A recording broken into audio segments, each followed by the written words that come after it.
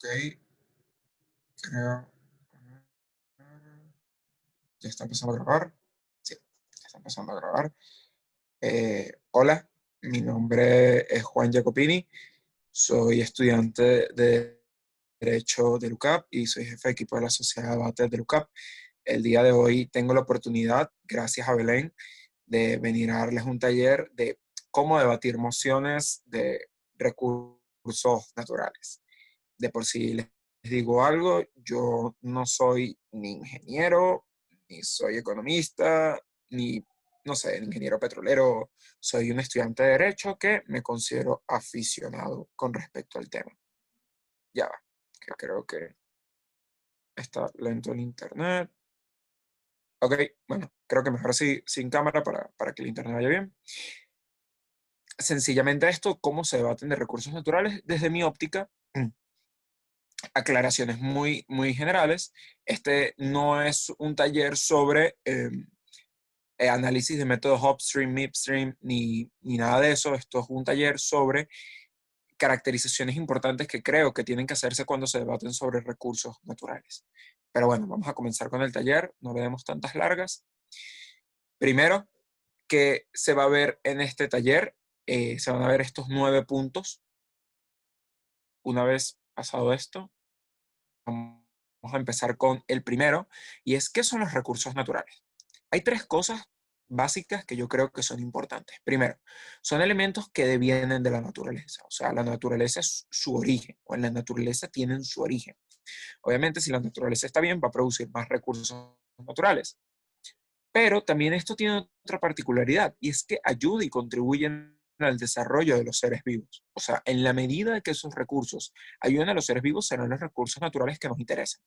Muy probablemente muchos creamos de que en Plutón hay recursos naturales necesarios para la vida, y yo lo creo, probablemente sea así, pero no tienen hasta ahora un desarrollo, una incidencia directa en el ser humano, por lo tanto, no son tanto lo que hablamos. Eh, Eso es como por poner un ejemplo. Y otro tercer punto importante es dónde el humano, o sea, que es donde el humano no influye.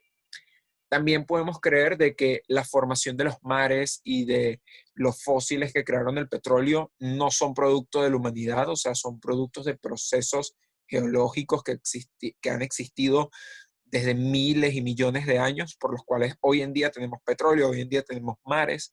O sea, no ha existido una influencia del ser humano en la formación de estos recursos. Ahora, eh, bueno, puede pasar aquí, y es importante hacer la salvedad de que muchas veces el ser humano puede ser generador de estos, pero al fin y al cabo, los recursos naturales tienen un proceso propio en la naturaleza, y eso es importante, un proceso propio. Puede ser que el ser humano plante semillas y cree un árbol, o plantas, ahí hay un tema propio de la naturaleza y todo el proceso que va a hacer la naturaleza para crear, por ejemplo, el árbol que ahí se tiene. Ahora, relación entre los recursos naturales y los commodities. Creo que para entender qué es un commodity, vamos a hacerlo con un ejemplo, y así vamos a ir aterrizando todos los debates.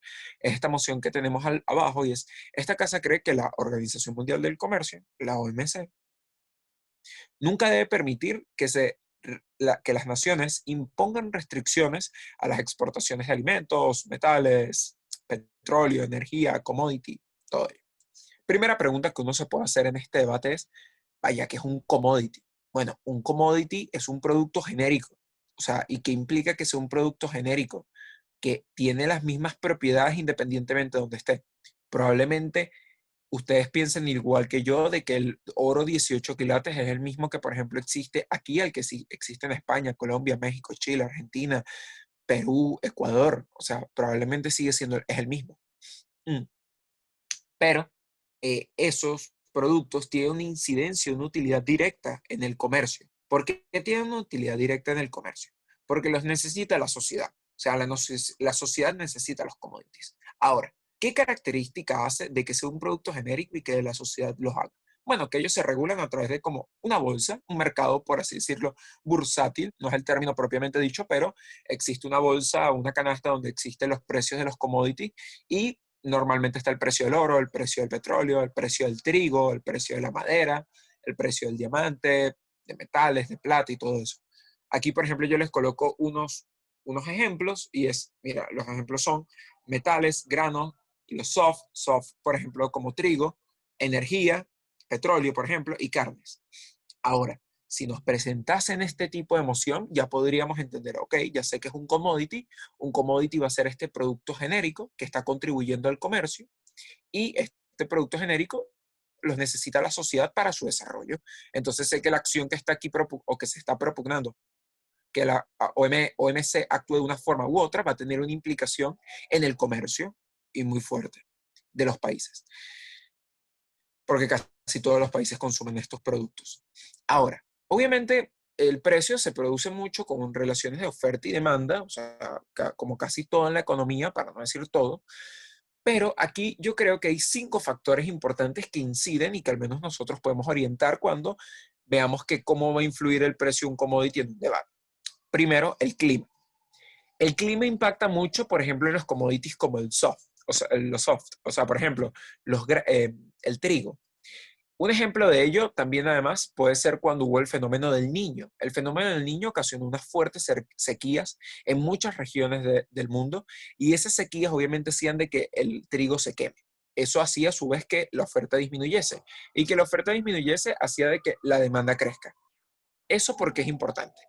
Porque sencillamente el clima afectó el precio del commodity y el clima, al fin y al cabo, si se altera, va a tener una incidencia en cómo este mismo puede llegar a percibirse o cómo este mismo puede llegar a valer. Otro punto es el dólar americano y aquí existe una mecanización importante que hay que explicar. Bueno, creo que es de conocimiento público y notorio que todos sabemos que el dólar es la moneda con la cual se hacen las transacciones en todo el mundo. O sea, Estados Unidos hizo algo muy bien que fue la diplomacia del dólar. La diplomacia del dólar es hacer o sea, fue la Guerra Fría y fue hacer de que exista toda la transacción de productos importantes como petróleo, metales, carnes o casi todo, se llevase a través del dólar. Y eso hacía de que él ganase influencia y a su vez hacía de que el dólar agarrase más preponderancia. Y hasta el sol de que hoy en día el dólar es es un factor decisorio en los precios del commodity. Y tienen un mecanismo de relación inversa, que esto es otra cuestión importante explicar en un debate. En la medida en que el dólar, o sea, el dólar está en competencia con otras monedas, euro, libra esterlina, yuan, entre otros. En la medida que el dólar se aprecia frente a las otras monedas, el precio de los commodities bajará. Ahora, en la medida en que el dólar se deprecia, o sea, disminuye su valor, el precio de los commodities se elevará. Esto depende del o sea, o esto se debe a la gran dependencia del dólar en el comercio de los commodities.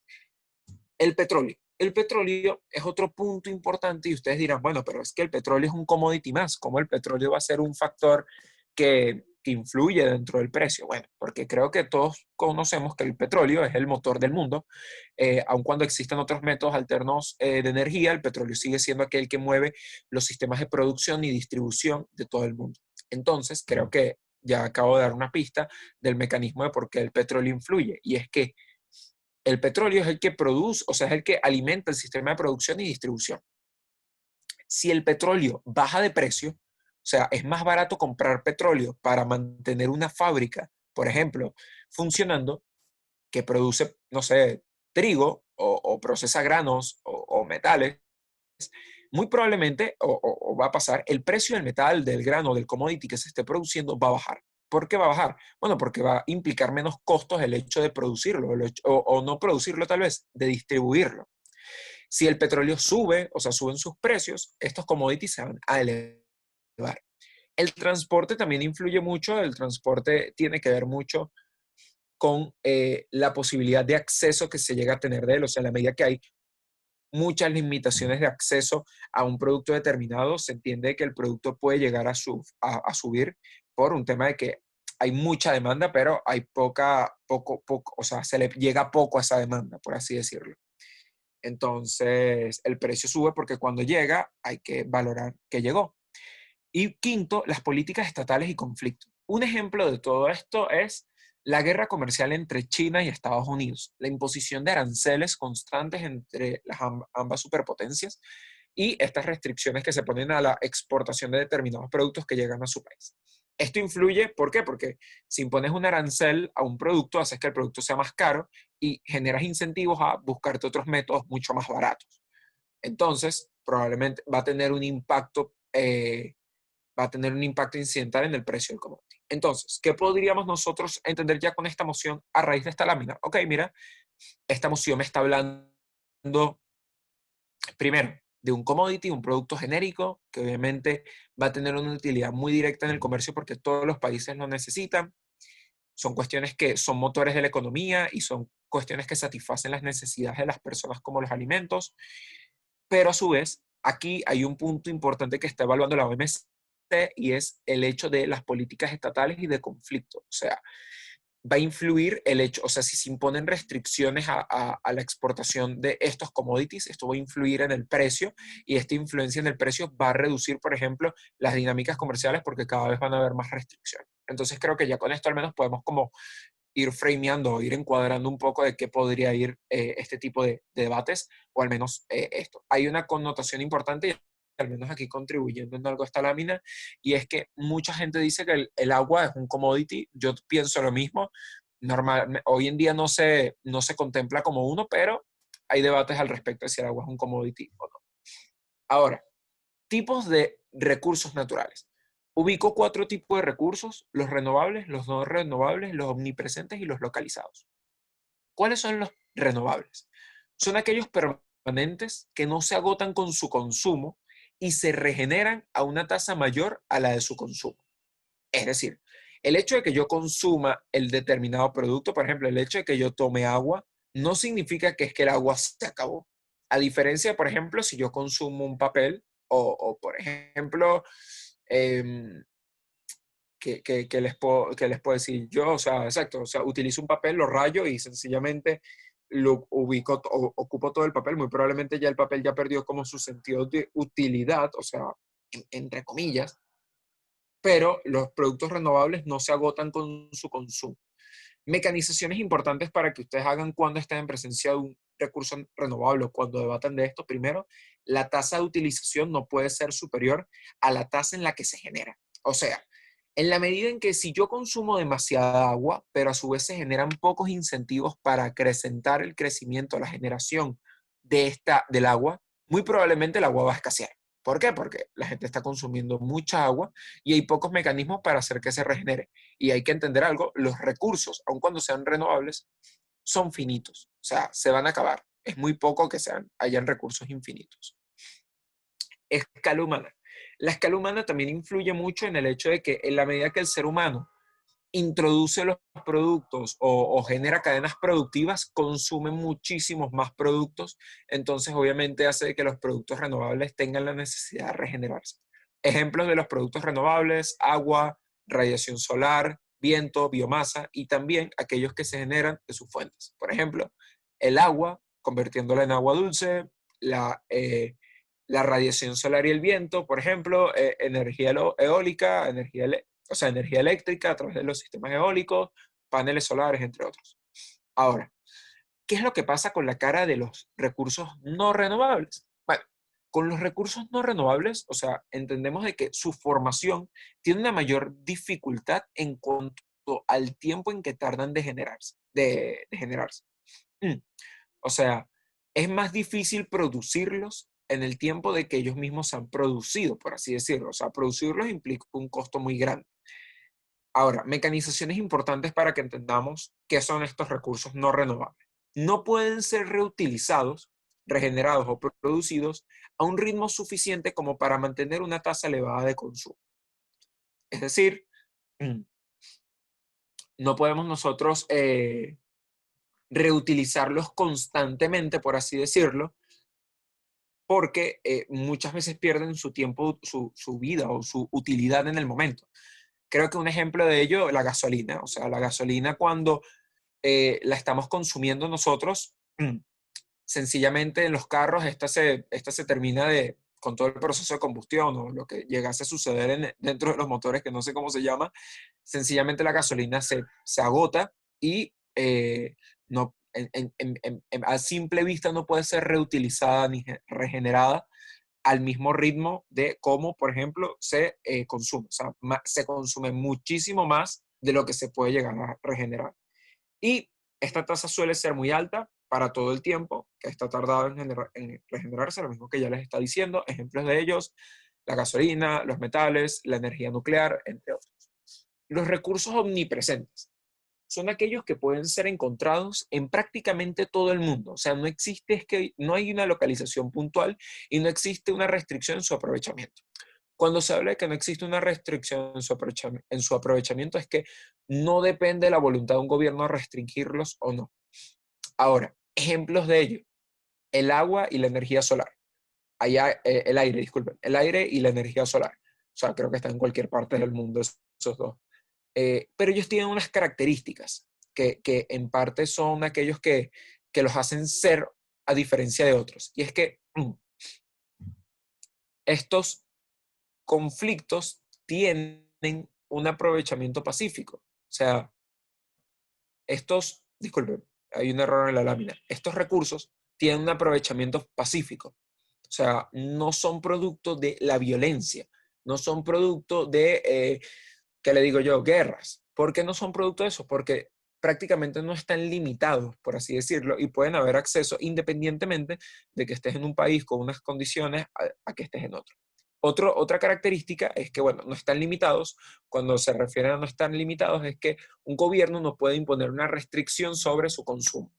Y tercero, no existe conflicto para su obtención. O sea, se aprovechan de forma pacífica, pero a su vez no hay un conflicto, o sea, no se ha generado una situación bélica para su obtención porque están en todas partes del mundo.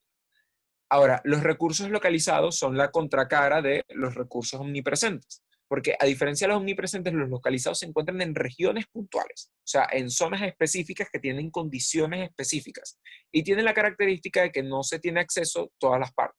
Bolivia, por ejemplo, no tiene acceso al mar.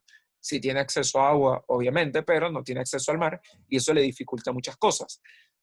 No es la misma capacidad que tiene Venezuela con respecto al petróleo a que la tiene Alemania. Alemania no tiene la misma capacidad, no tiene las mismas reservas. Entonces, esto hace que el recurso tenga una connotación de limitado, pero un limitado muchísimo mayor. ¿Por qué? Porque no lo presenta. Todos los estados no tienen las mismas condiciones para tenerlo. Mecanizaciones importantes cuando hablemos de recursos localizados. Número uno, son aquellos con mayores precios para la limitación de la oferta. O sea, tienen un alto precio por la limitada oferta que hay, porque no todo el mundo los produce, no todo el mundo puede ofertarlos, entonces obviamente su precio sube, oferta y demanda. Segundo, y segundo, son aquellos que tienen un enfoque más conflictivo por la limitada capacidad de acceso. Ante la limitada capacidad, o sea, los productos localizados también tienen una cuestión de que son muy cotizados o son muy necesarios, por así decirlo. No todos, pero la gran mayoría. El petróleo, por ejemplo, es uno, los minerales y los metales. Porque tienen una situación conflictual, pero eso lo vamos a analizar más adelante, porque hay poco acceso, son necesarios para el desarrollo económico y los países los necesitan. Ejemplo de ello, Medio Oriente con el petróleo, África con respecto al coltán, al diamante, o sea, son recursos que se necesitan para cadenas productivas de las superpotencias, pero como están limitados, sencillamente las potencias buscan acaparar lo mayor posible y obviamente se generan o aumentan las tensiones y probabilidades de conflicto. Aquí les coloco un mapa, esto que queda para consumo de ustedes, no vamos a detallarlo mucho, pero aquí pueden ver cómo se distribuyen los recursos naturales dependiendo de cada país y región. Esta lámina es súper importante y es la influencia de los recursos y los estados. Esto sucede porque muchas veces cuando debatimos sobre recursos naturales, hablamos de privatización, hablamos de nacionalización, hablamos de por qué a un Estado le interesa explotar los recursos naturales, por qué no le interesa explotar los recursos naturales, sino que lo haga un privado. Vamos a responder a todas esas dudas en esta lámina. Primero, ¿cómo explota los recursos un Estado? Creo que hay muchas vías, insisto, o sea, no piensen que lo mío es como que la cuestión absoluta, pero yo ubico tres: de forma directa, de forma indirecta y de forma mixta. De forma directa, el Estado se reserva la actividad y la explota por su cuenta, asume los riesgos y ganancias. ¿Qué es lo que pasa con la forma directa? El Estado dice, ok, yo soy el que va a explotar la actividad petrolera, no la empresa privada. Normalmente esta puede ser original o derivada. Original es que siempre el Estado lo ha asumido así. Por ejemplo, muchos países en Latinoamérica tienen en sus constituciones algo que se llama las reservas. Muchos se reservan, por ejemplo, la actividad de la explotación de, ¿qué le digo yo? Por ejemplo, minas. Hay países que no, obviamente. De explotación de minas e hidrocarburos. ¿Qué dice eso? Que el Estado en un principio es el que las explota. Y si el Estado decide explotarlas, ahí hablamos de una vía directa de origen. O sea, siempre el Estado lo ha hecho. Ahora, puede ser una vía directa derivada. Derivada es que existía antes una empresa privada que lo hacía, pero el Estado nacionalizó o expropió y ahora lo hace el Estado. ¿Cuáles son los riesgos o cuáles son los impactos de este tipo de explotación? Que asume los riesgos y ganancias en forma total. O sea, como asume ganancias muy altas, asume riesgos que tienen las industrias de recursos naturales muy altos y son riesgos millonarios y son riesgos altos. Ahora, la vía indirecta lo hace por medio de las concesiones a empresas privadas, un proceso licitatorio. Eso quiere decir que muchas empresas se postulan, ofrecen una forma de realizar la actividad y el Estado escoge cuál es el mejor postor, o mejor dicho, cuál es la mejor oferta o la oferta que más cree que se adecua a lo que está buscando. Entonces, ¿cuáles son las particularidades de esta vía indirecta? La empresa privada lo ejerce de forma exclusiva, o sea, la empresa privada es la que lo ejerce, no lo ejerce el Estado, y no es que el Estado se desliga de esta actividad, o sea, el Estado sigue cobrando una regalía, el Estado sigue ganando dinero de la actividad que realiza el privado. Ahora, vía mixta. La vía mixta es aquella, esto sucedió mucho en Venezuela, es aquella y sucede en varios países, especialmente petroleros, donde los estados deciden crear una empresa que el estado tiene una capacidad accionaria y la empresa privada tenga otra. Normalmente lo que se le pide a una empresa privada para eso es que mira tu headquarter, o sea, tu casa matriz, que por ejemplo, vamos con ExxonMobil, está en Estados Unidos, por ejemplo, esa casa matriz que tienes tú constituye una sucursal en mi país y constituimos una empresa entre esa sucursal y yo, entre tu capital y el mío, y hacemos una empresa mixta y nos repartimos riesgos y beneficios.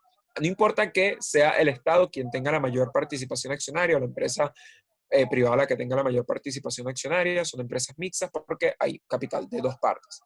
Y son empresas donde las acciones se reparten, bueno, ya lo dije, entre la empresa y la nación. Ahora, ¿qué es la privatización? Creo que la privatización puede ser entendida de múltiples formas dependiendo del contexto donde estemos, pero vamos a dar un concepto general. La privatización es la transferencia, exacto, es la transferencia de la propiedad, actividad que la estaba ejerciendo o la podía ejercer el Estado al sector privado, dando que el sector privado sea el responsable de ejercer dicha actividad. Ahora, ¿qué cuestiones importantes tenemos que ver o qué razones hace que el Estado privatice? Hace que el Estado privatice dos razones. Primero, mejorar la competitividad de la economía del país y segundo, la necesidad del sector público de tener recursos para reducir sus niveles de endeudamiento. ¿Por qué decimos nosotros que mejoramos la competitividad de la economía del país? Bien, decimos que la mejoramos por cuestiones que son importantes. La primera, la primera de ellas es que, o sea, ¿cómo aumentamos la competitividad? Teniendo más empresas que puedan competir en el propio sector. O sea, se entiende que la empresa privada es más competitiva que el Estado en la medida que existe un principio de especialización. Eso pasa mucho en la industria petrolera y en la industria metalúrgica.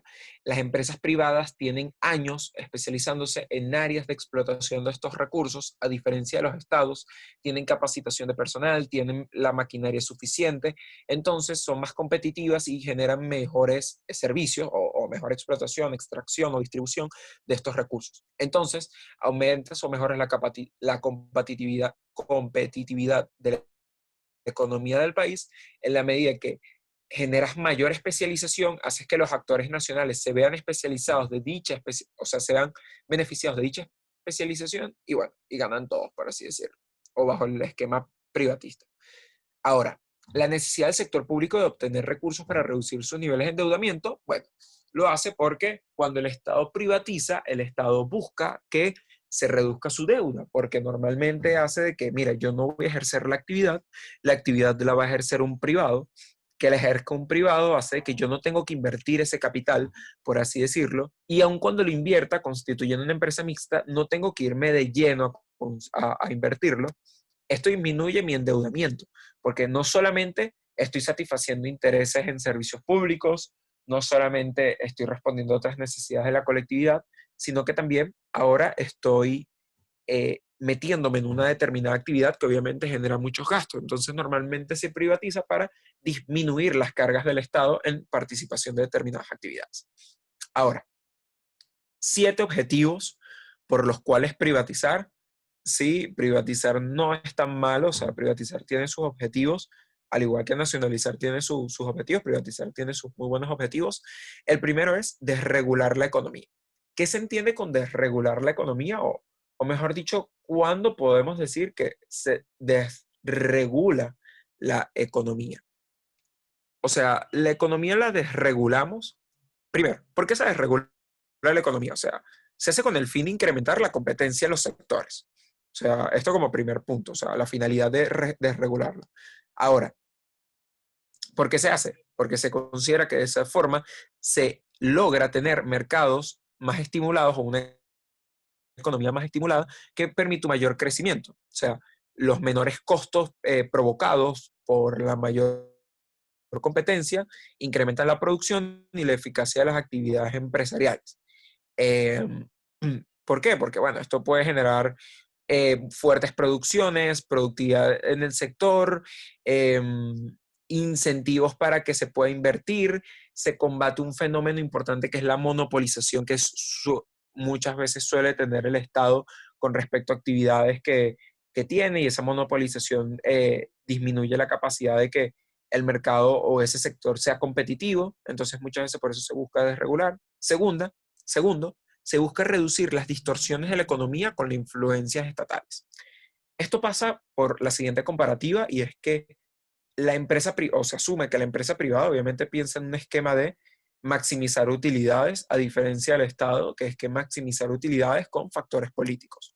Se entiende por estas distorsiones económicas, al menos en este punto, y es que, por ejemplo, el hecho de que el Estado participe en la economía muchas veces va a motivar a que muchas acciones tengan carácter político, sea porque quieren ganar elecciones los gobernantes, sea porque simpatía política, lo que sea, y, o sea, se privatiza porque buscan agarrar, o sea, excluir o separar ese factor subjetivo de política o ese factor incidental que muchas veces suele ser negativo y concentrarse netamente en la maximización de utilidades que, por ejemplo, puede hacer que llegue al mercado y que haya un crecimiento.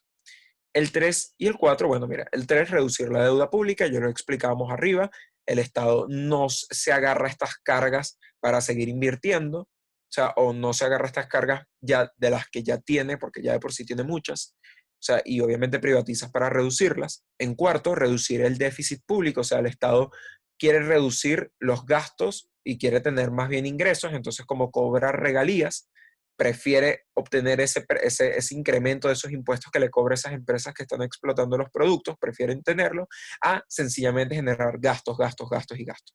5, desarrollas los mercados de capitales nacionales, y esto tiene que ver más con un análisis bursátil, porque hay una relación muy fuerte en que existe o sea, mayor incentivo en crecimiento bursátil cuando la empresa es privada, cuando la empresa es estatal.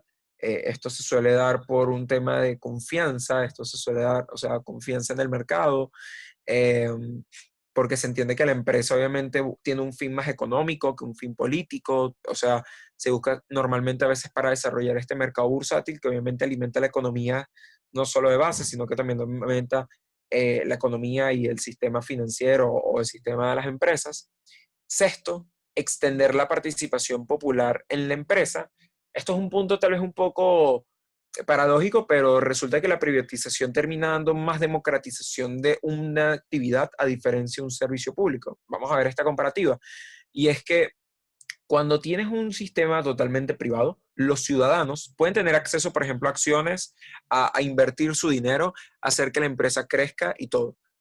La empresa pierde legitimidad o la empresa deja de funcionar y la empresa deja y empieza a ser rechazada por la sociedad cuando la gente deja de utilizar esa empresa, deja de invertir en esa empresa, exacto, bajo esas lógicas. ¿Eso qué hace?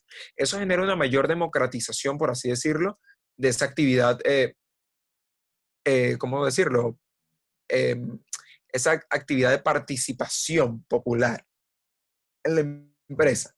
¿Por qué? Porque a diferencia de una empresa pública funcione o no funcione, es muy probable, no estoy diciendo que sea siempre así, pero es muy probable que el Estado le siga dando dinero y que la empresa siga teniendo dinero y aún se siga yendo a pérdidas, pero el Estado no quiera que la empresa se vaya a pérdidas y siga dando dinero, independientemente de que la propia población entiende que esa empresa ya no tiene una vida útil. En el sistema privado existe una mayor democratización y al menos lo que se busca es incrementar esa democratización, haciendo que la gente participe en el desarrollo de la empresa, invierta en la empresa, en los capitales y la gente tenga acciones en la empresa y todo eso. Como sexto punto, la entrada de capital externo, y esto se genera porque, bueno, es un tema, una expectativa de confianza. O sea, si las empresas privadas logran ver de que los estados están privatizando o están generando mayor apertura del sector privado, es muy probable que se sientan seguros al decir, ok, mira, voy a ir a este país a invertir mi dinero porque en este país se están usando políticas de este estilo que a mí como empresa me benefician. Entonces, normalmente los gobiernos lo usan porque necesitan que vengan empresas a invertir capital y obviamente eso también les genera ingresos porque son inversiones que hacen y no son inversiones pobres, son inversiones multimillonarias. Esa es la visión de la privatización. Ahora, la visión de la nacionalización. Creo que la nacionalización tiene también sus argumentos a favor. No estoy diciendo que no. Primero, aclarar, ¿qué es la nacionalización? Mm.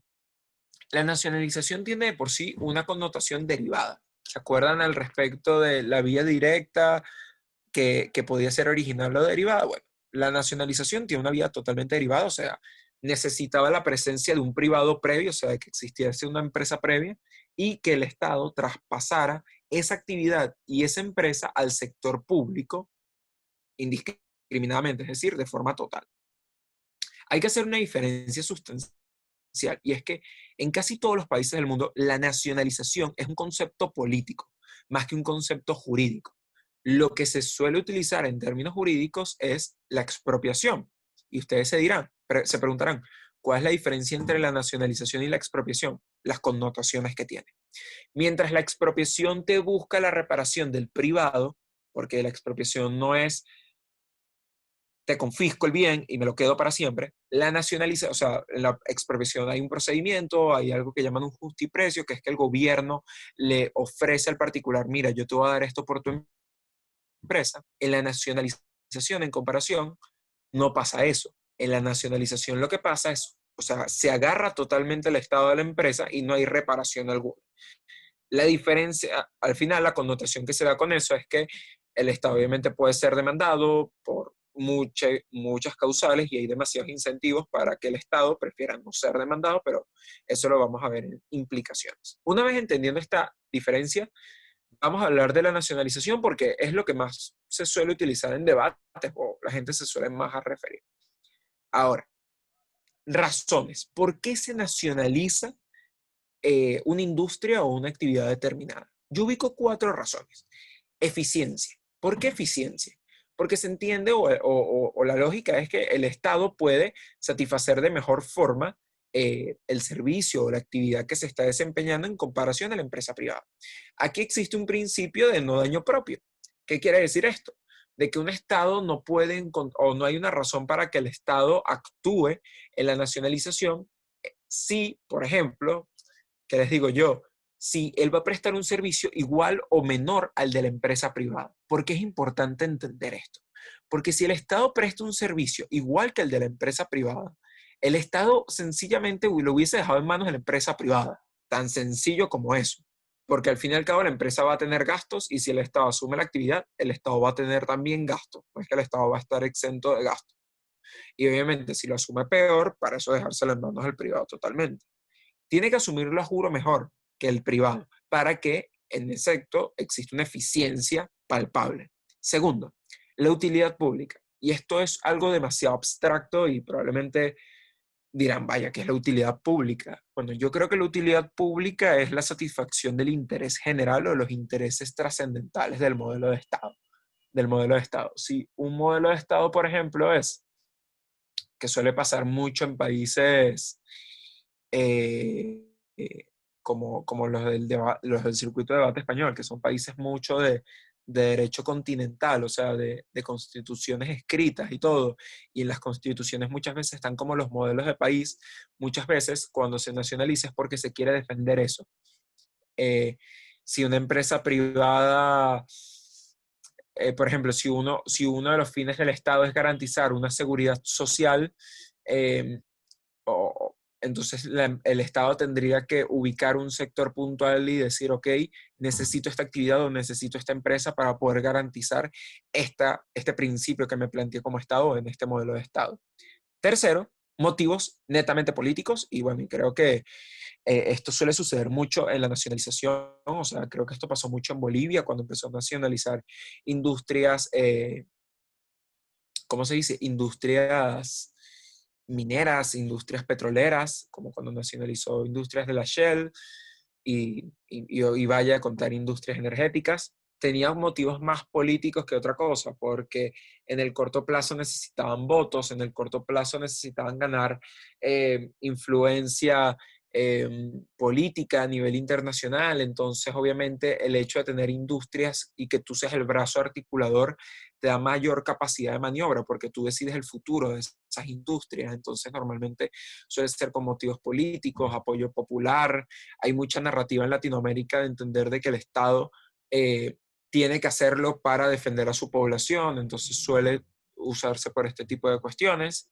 Y un cuarto punto, impedir la formación de monopolios privados, y esto suele suceder mucho y ha pasado mucho, por ejemplo, en Colombia, ha pasado mucho, en Venezuela también ha pasado mucho, y vaya, pare de contar, creo que en casi todos los países se han formado monopolios u oligopolios. También oligopolios, no sé, o sea, no hay que escaparnos de esto.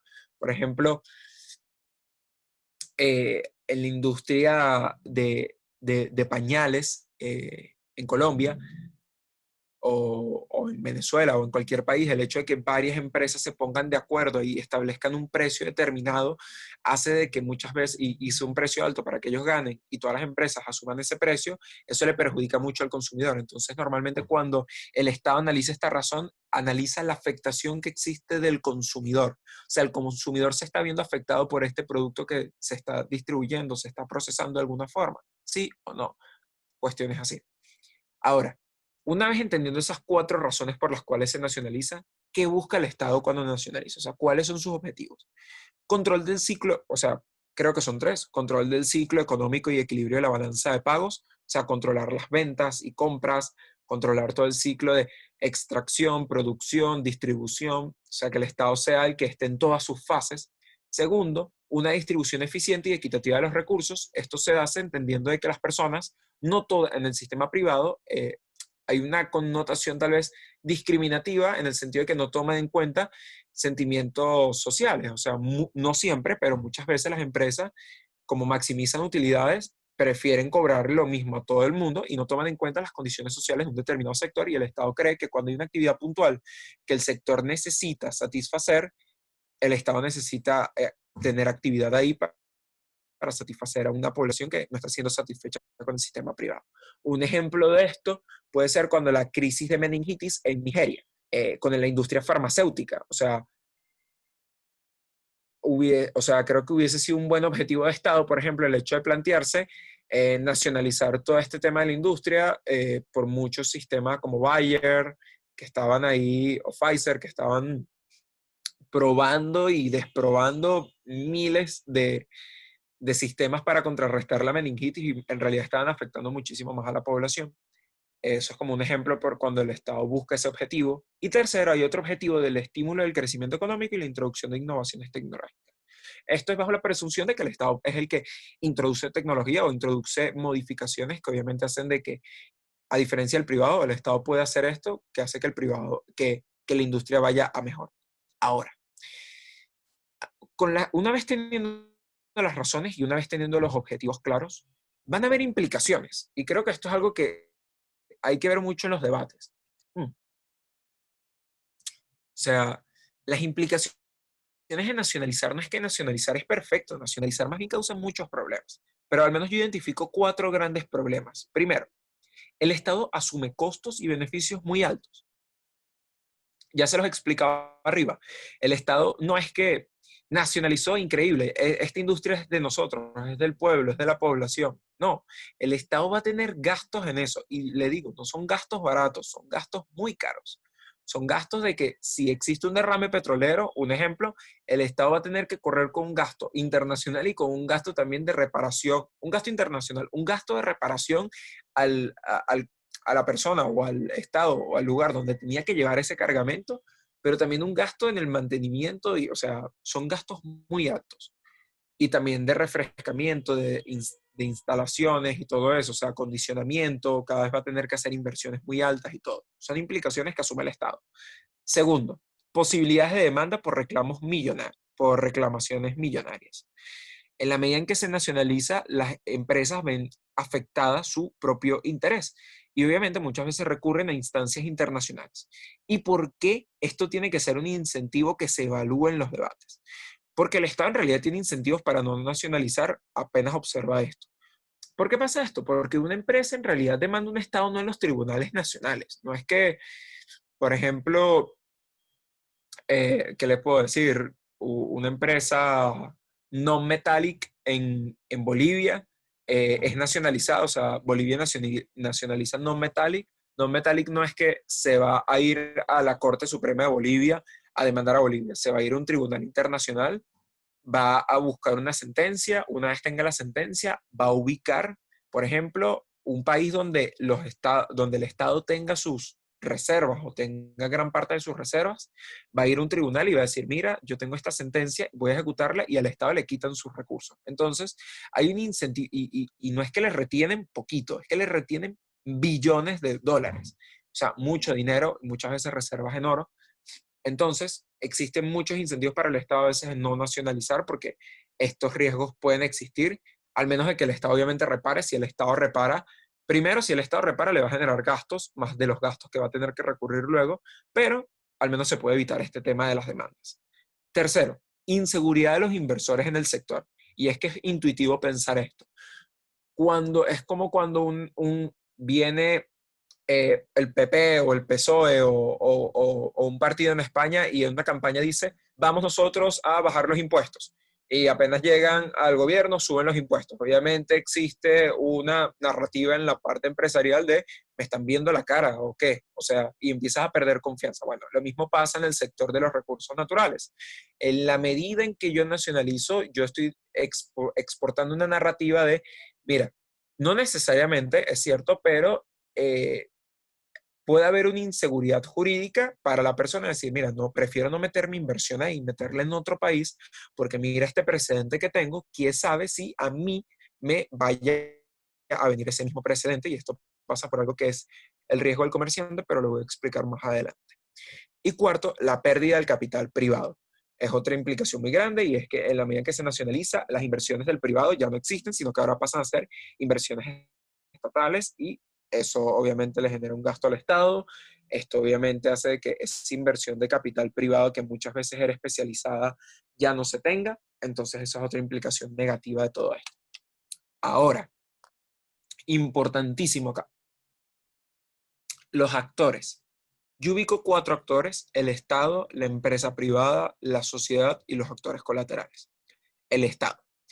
Y en realidad estas flechitas suelen ser la cadena de impactos, o sea, la acción del Estado influye en la empresa privada, lo que haga la empresa privada va a influir en la sociedad, luego hay particularidades en la sociedad que pueden desencadenar reclamos o pueden desencadenar exigencias de conductas al Estado, y por eso hay como una rayita de puntos, y luego hay actores colaterales que son particularidades de personas especializadas en un lugar que se ven perjudicadas producto de la acción que generó el Estado en un inicio. Y obviamente esta al final va a entablar relaciones con la empresa privada y con el Estado. Ahora, el Estado, el primer actor importante dentro de todo este tema. Hay varios tipos de Estado y ellos van a actuar de forma diferente, los estados desarrollados y los estados en vías de desarrollo. Los estados desarrollados no tienen un comportamiento tan agresivo en todos estos puntos. O sea, normalmente sus mayores comportamientos son proteccionistas, o sea, o los que tienen más implicaciones en temas de recursos naturales. Creo que ejemplos de ello es China. China es un país sumamente proteccionista, aun cuando haya mucho libre mercado, es muy proteccionista con sus empresas privadas.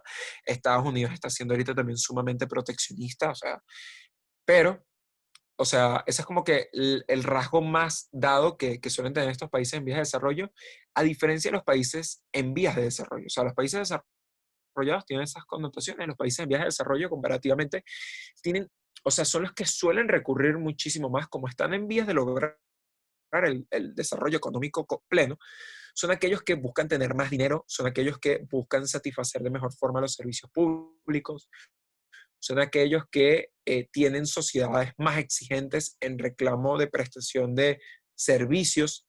No estoy diciendo que esto no pasa en los países desarrollados, pero se suele presentar mucho en los países en vías de desarrollo.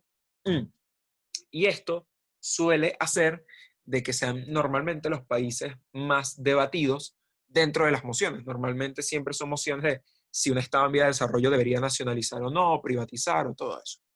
Las acciones que puede hacer el Estado pueden ser dos: una acción quitando una restricción, o mejor dicho, una acción quitando un derecho o concediendo un derecho. Quitando un derecho puede ser la nacionalización, o sea, te quito la posibilidad que se ejerzas tu actividad económica o tu libertad económica, te la restringo y la hago yo, o concediendo, o sea, en vez de yo ejercerla, privatizo y hago que tú lo hagas. Ahora, ¿por qué el Estado tiene incentivos para actuar de una de las dos formas? Primero, ser el receptor de los recursos, o sea, que el Estado sea el que perciba en primera mano todos los recursos que se están extrayendo. ¿Por qué al Estado le interesa esto? Porque los recursos que el Estado produce, el Estado considera o va a saber considerar dónde invertirlos, o sea, o al menos son recursos importantes, como ya vimos, muchos de estos recursos son importantes en el desarrollo de la colectividad y el Estado necesita controlar el desarrollo de su colectividad. Por eso tiene esos incentivos de actuar de una u otra forma. Segundo, aprovechar los recursos y financiarse para satisfacer necesidades colectivas. O sea, necesita no solamente tener a la mano esos recursos, sino que también necesita financiarse con ellos y satisfacer necesidades de las poblaciones, o sea, invertirlo en su población. ¿Qué límites tiene el Estado para actuar o no actuar de una determinada forma? Creo que hay dos límites importantes. El primero es el principio de no daño propio. Lo explicaba un poco arriba y es el siguiente. El Estado tiene que, para actuar, tiene que entender de que la conducta que va a realizar va a generar una situación donde esté mejor. O sea, por ejemplo, si el Estado va a nacionalizar algo, es porque el Estado lo va a hacer de mejor forma que lo va a hacer el privado. No debería hacerlo igual o peor. ¿Por qué? Porque ya lo expliqué arriba. Si lo hace igual que un privado, el privado ya de por sí tiene gastos, eso significa que el Estado también va a pasar a tener gastos. Entonces, no. O sea, no, o es poco impactante, por así decirlo. O sea, podría tal vez comprarse en un debate, creo yo. No digo que no, pero creo que el Estado no se busca su daño propio. O sea, y esto es intuitivo pensarlo. O sea, creo que nadie actúa, una persona consciente no actúa para generarse su propio daño. O sea, si el Estado actúa o no actúa de una forma, es porque sabe que se está buscando un beneficio. Ahora, si al final ve que la actividad la puede ejercer de peor forma y le va a generar muchos gastos, no hay razón para hacerlo por el principio de no daño propio, porque nadie busca actuar o dejar de actuar para buscarse su perjuicio. Y por un principio de corrupción. Esto es un límite muy importante que tiene que observarse en este tipo de emociones y es al respecto de la expectativa o cómo la corrupción impacta positiva o negativamente, mejor dicho, negativamente, en la actividad que vaya a hacer el Estado. Los países en vías de desarrollo tienen particularidades que son países con una fragilidad estatal muy grande. Esa fragilidad, o sea, no todos, obviamente, pero esa fragilidad estatal hace o promulga muchos escenarios de corrupción, entiéndase los casos de Odebrecht, por ejemplo, un caso icónico.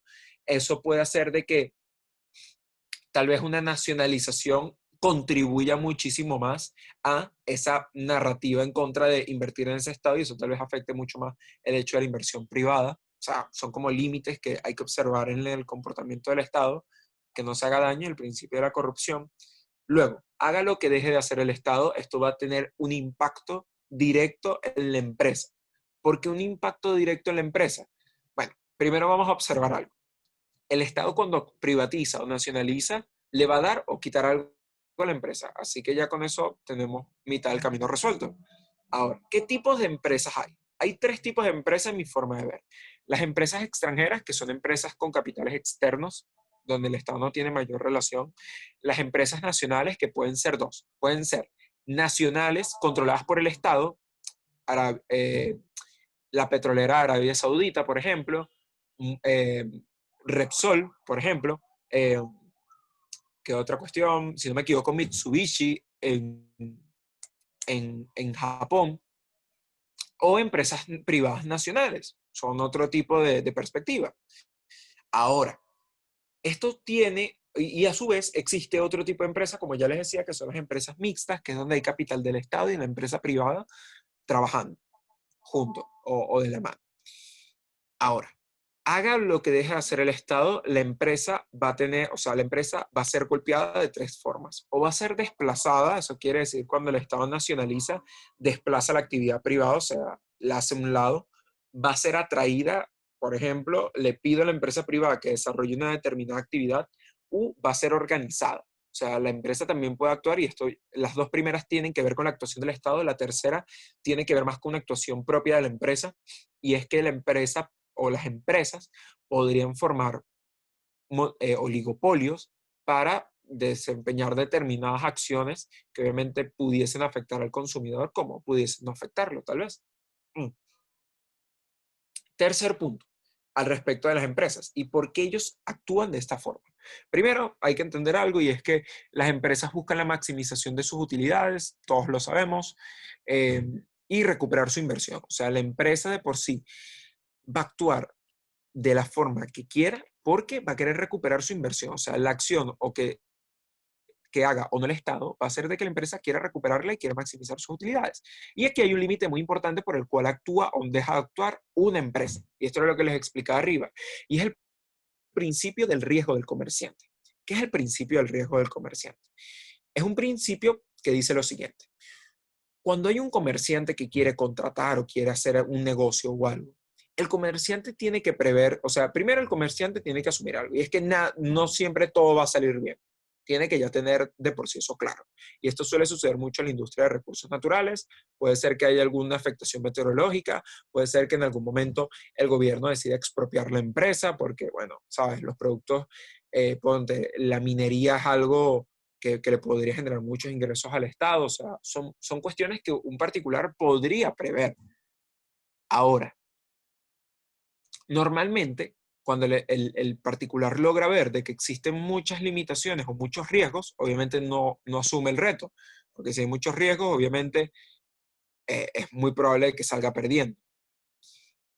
El principio del riesgo del comerciante, ¿por qué impacta acá? Porque muchas veces suele ser alegado o suele ser visto en cómo actúa el comerciante. O sea, el comerciante tiene que ver si tiene muchos riesgos, o sea, si aumenta la capacidad de riesgo, el comerciante preferiría abstenerse de hacer algo, a si, por ejemplo, no implica tanto riesgo, el comerciante podría lanzarse esa aventura. Entonces, eso siempre, ese principio de prever los riesgos que pudiesen pasar, o sean intuitivos pensar que pueden pasar, es importante. Ya les di ejemplos, cuestiones naturales, afectaciones naturales. ¿Qué otra cuestión? Eh, Cuestiones como una expropiación de una actividad que obviamente puede ser altamente explotada por un Estado, ese tipo de situaciones. Ahora, haga o deje de hacer la empresa privada, eso va a afectar en la sociedad, porque la sociedad trabaja en la empresa, la sociedad se beneficia muchas veces del sector o de la empresa, o sea, siempre va a haber una relación muy fuerte entre la sociedad y la empresa. Y van a haber dos tipos de personas, las personas que se benefician y las personas perjudicadas. Si hablamos de una privatización, se va a beneficiar la gente que va a ser contratada. Si hablamos de una nacionalización o incluso una privatización también, gente que puede ser despedida. O sea, pueden haber afectaciones en esto, como también la gente que accede o no a los recursos. O sea, tal vez el Estado no haga que la gente acceda a los recursos. O sea, puede ser que haya gente que esté afectada, ese tipo de cuestiones. Ahora, las actuaciones de las personas normalmente, o sea, de la sociedad en su conjunto, no de particularidades y de minorías, de la sociedad en su conjunto, reclaman beneficios y trabajan en las empresas. Esos reclamos, ¿en dónde los redireccionan? Los redireccionan al Estado de dos formas. De forma activa, o sea, de forma directa, de forma inmediata y de forma mediata. ¿Cómo es de forma inmediata? De forma inmediata es el reclamo frontal totalmente de, mira, necesito que, por ejemplo, tú me realices la actividad y no me realice el privado. Eso es un ejemplo. O puede ser otro ejemplo, porque expropiaste al privado, sencillamente ahora estamos viendo una peor situación a la que teníamos antes. O sea, esos reclamos de beneficios suelen suceder al Estado por decir, me pusiste en una peor situación en la que estaba antes.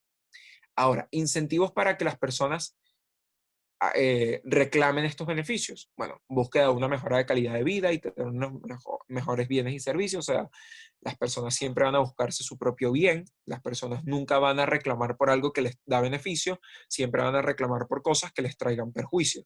Y si la acción del Estado les trajo perjuicios, le van a reclamar al Estado eso.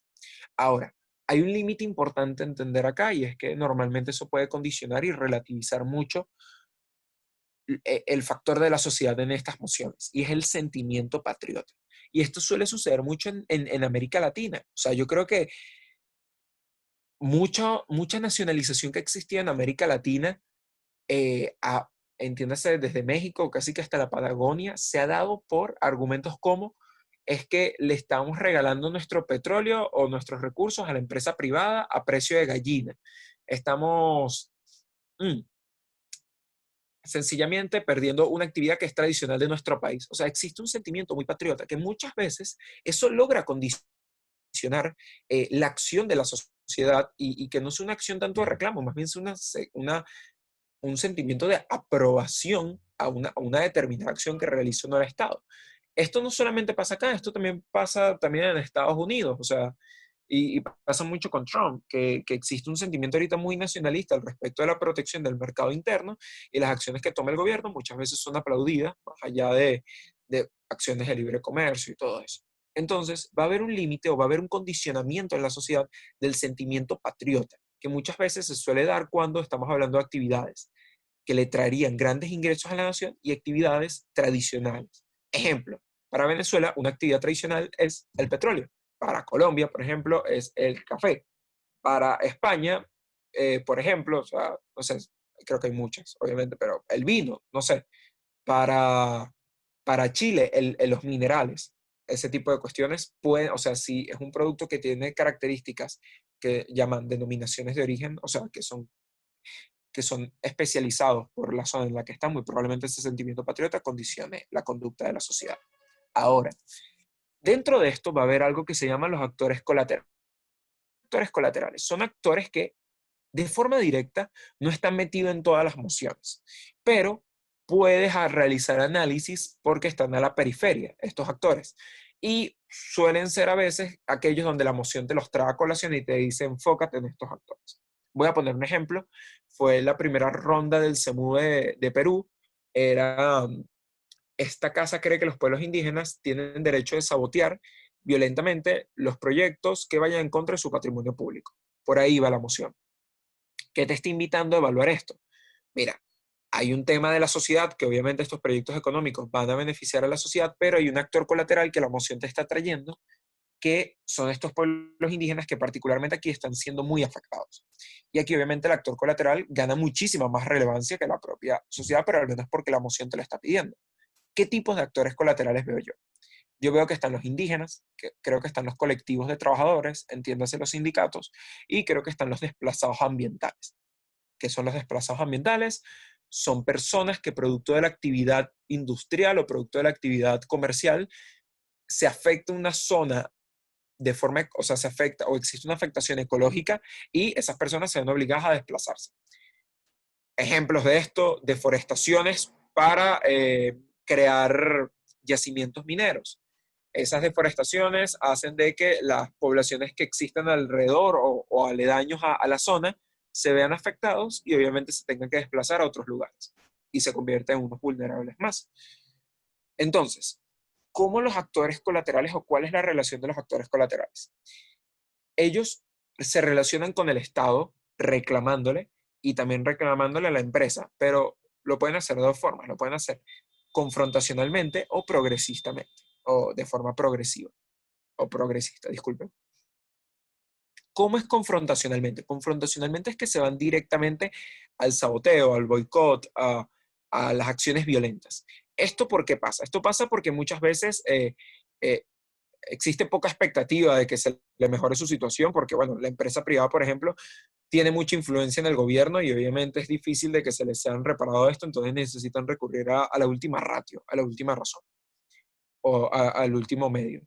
Lo hacen progresistamente cuando, en vez de ir en contra de las instituciones, de la empresa y del Estado, buscan acoplarse a ellas. Por ejemplo, esto suele suceder mucho en dinámicas de sindicato a través de las conversaciones colectivas.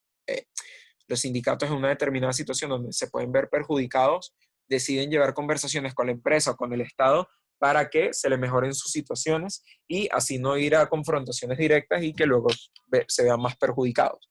Entonces, existe como que esas dos características. Yo creo que normalmente cuando existe un sentimiento más progresista en este sentido, cuando hay expectativa de que le pueden ser reparados sus daños, cuando no hay expectativa, obviamente se van por lo confrontacional o es lo más recurrente.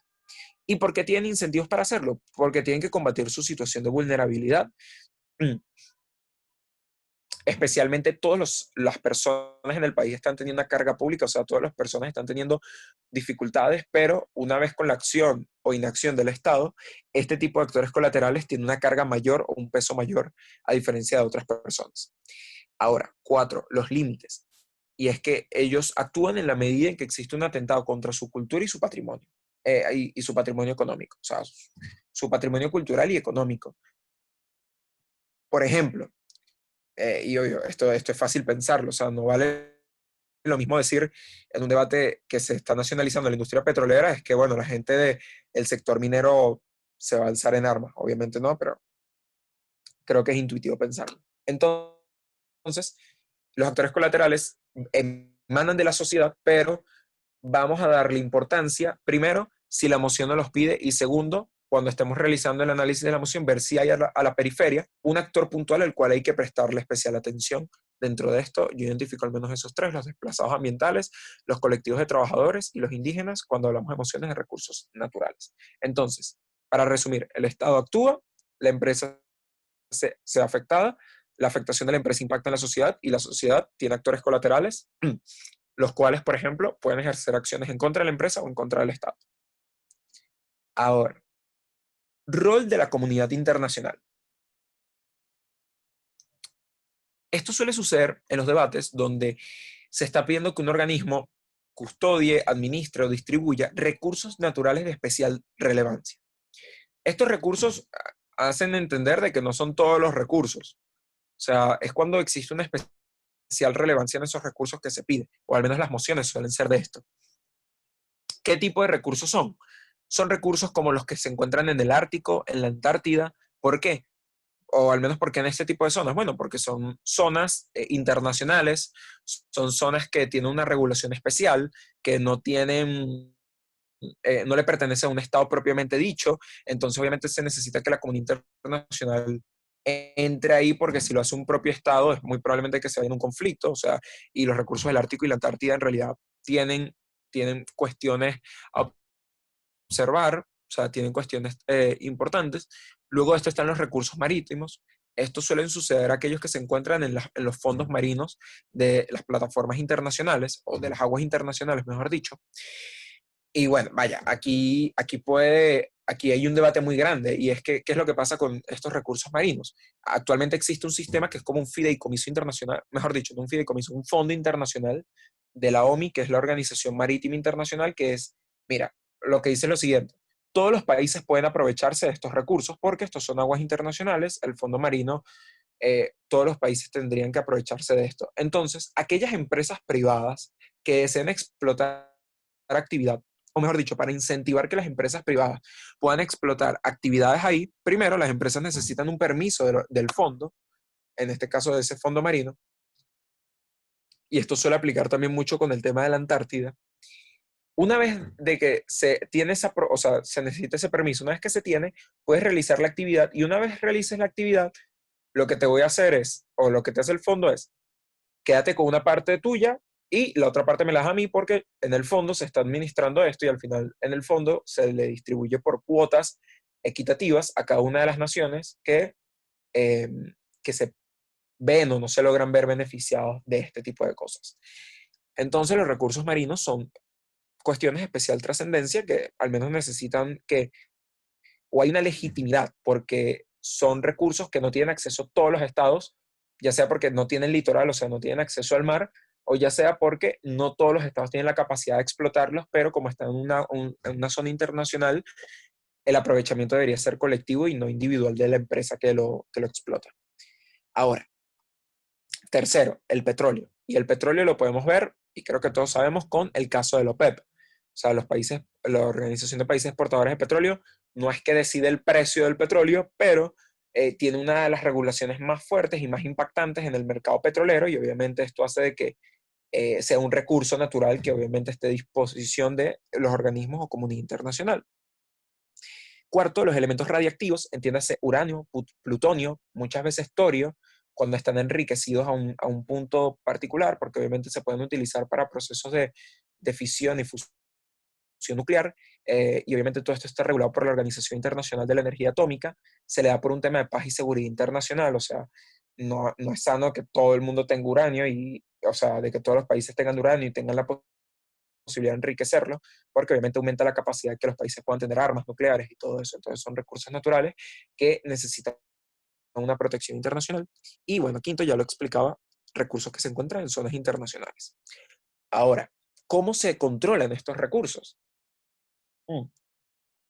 Y esto suele suceder mucho en los debates donde a veces te proponen mecanismos para hacer.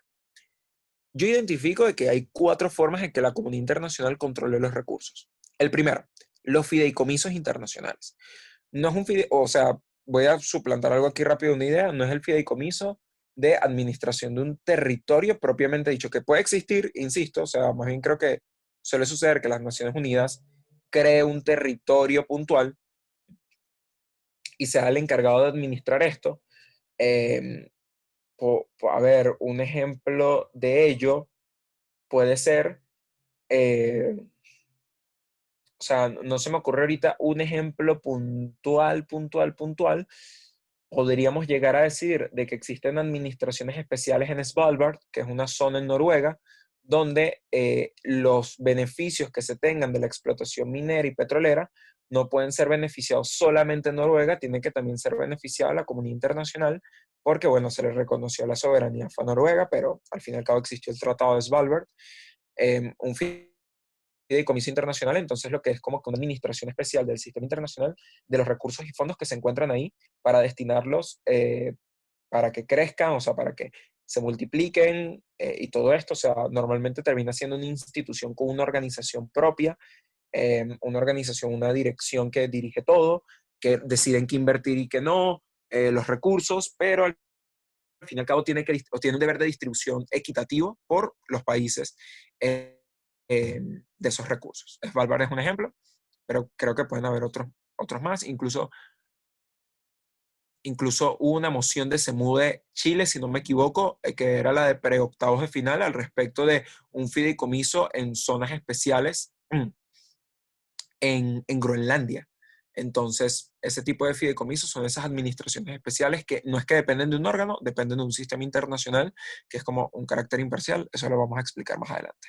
Dos, están las figuras de los fondos. Los fondos, a diferencia de los fideicomisos, obviamente tienen también una estructura de dirección, pero los fondos no tienen una administración propiamente de estos recursos en el hecho de producirlos y explotarlos. O sea, en el fideicomiso casi que existe una figura de explotación y de distribución y de producción propia del organismo internacional o que despliega el organismo internacional. En el fondo es más que todo una receptividad de los recursos o del dinero, exacto, de las ganancias.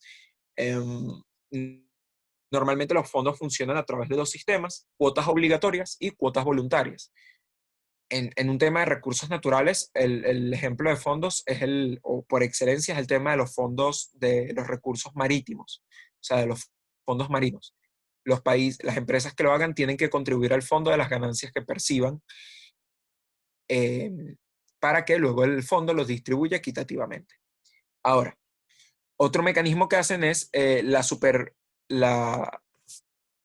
supervisación en la extracción. O sea, simplemente supervisan y más nada. O sea, sencillamente ven que se estén cumpliendo las normativas. Esto lo suele hacer muchos protocolos de la Organización Internacional de la Energía Atómica, de que, o sea, y normalmente esto suele ser hace mucho, de que el sistema de, de comercialización y extracción de uranio normalmente tiene unos mecanismos de salvaguardia o de contención, que no es que la OIEA, o sea, esa organización, administra esos recursos, ni es que tiene un fondo, sino que ellos se encargan de velar porque primero, los estados que lo hagan con fines pacíficos y segundo, que una vez lo hagan cumpliendo las normativas. Normalmente esto se hace a través de una figura llamada las auditorías, que son inspecciones en las centrales, en las zonas donde se están explotando y extrayendo estos recursos. Y otro, apropiación y transferencia directa, y es sencillo, esto suele suceder mucho con los fideicomisos, me apropio el bien, o sea, apropio el recurso y yo mismo distribuyo y digo a quién tiene que ir independientemente de un criterio equitativo o no. Importancia de que sea la organización internacional. Primero, solo se administran recursos de especial trascendencia, no es que se administran todos, o sea, y como son de especial trascendencia, necesitan una administración especializada y no una administración unilateral.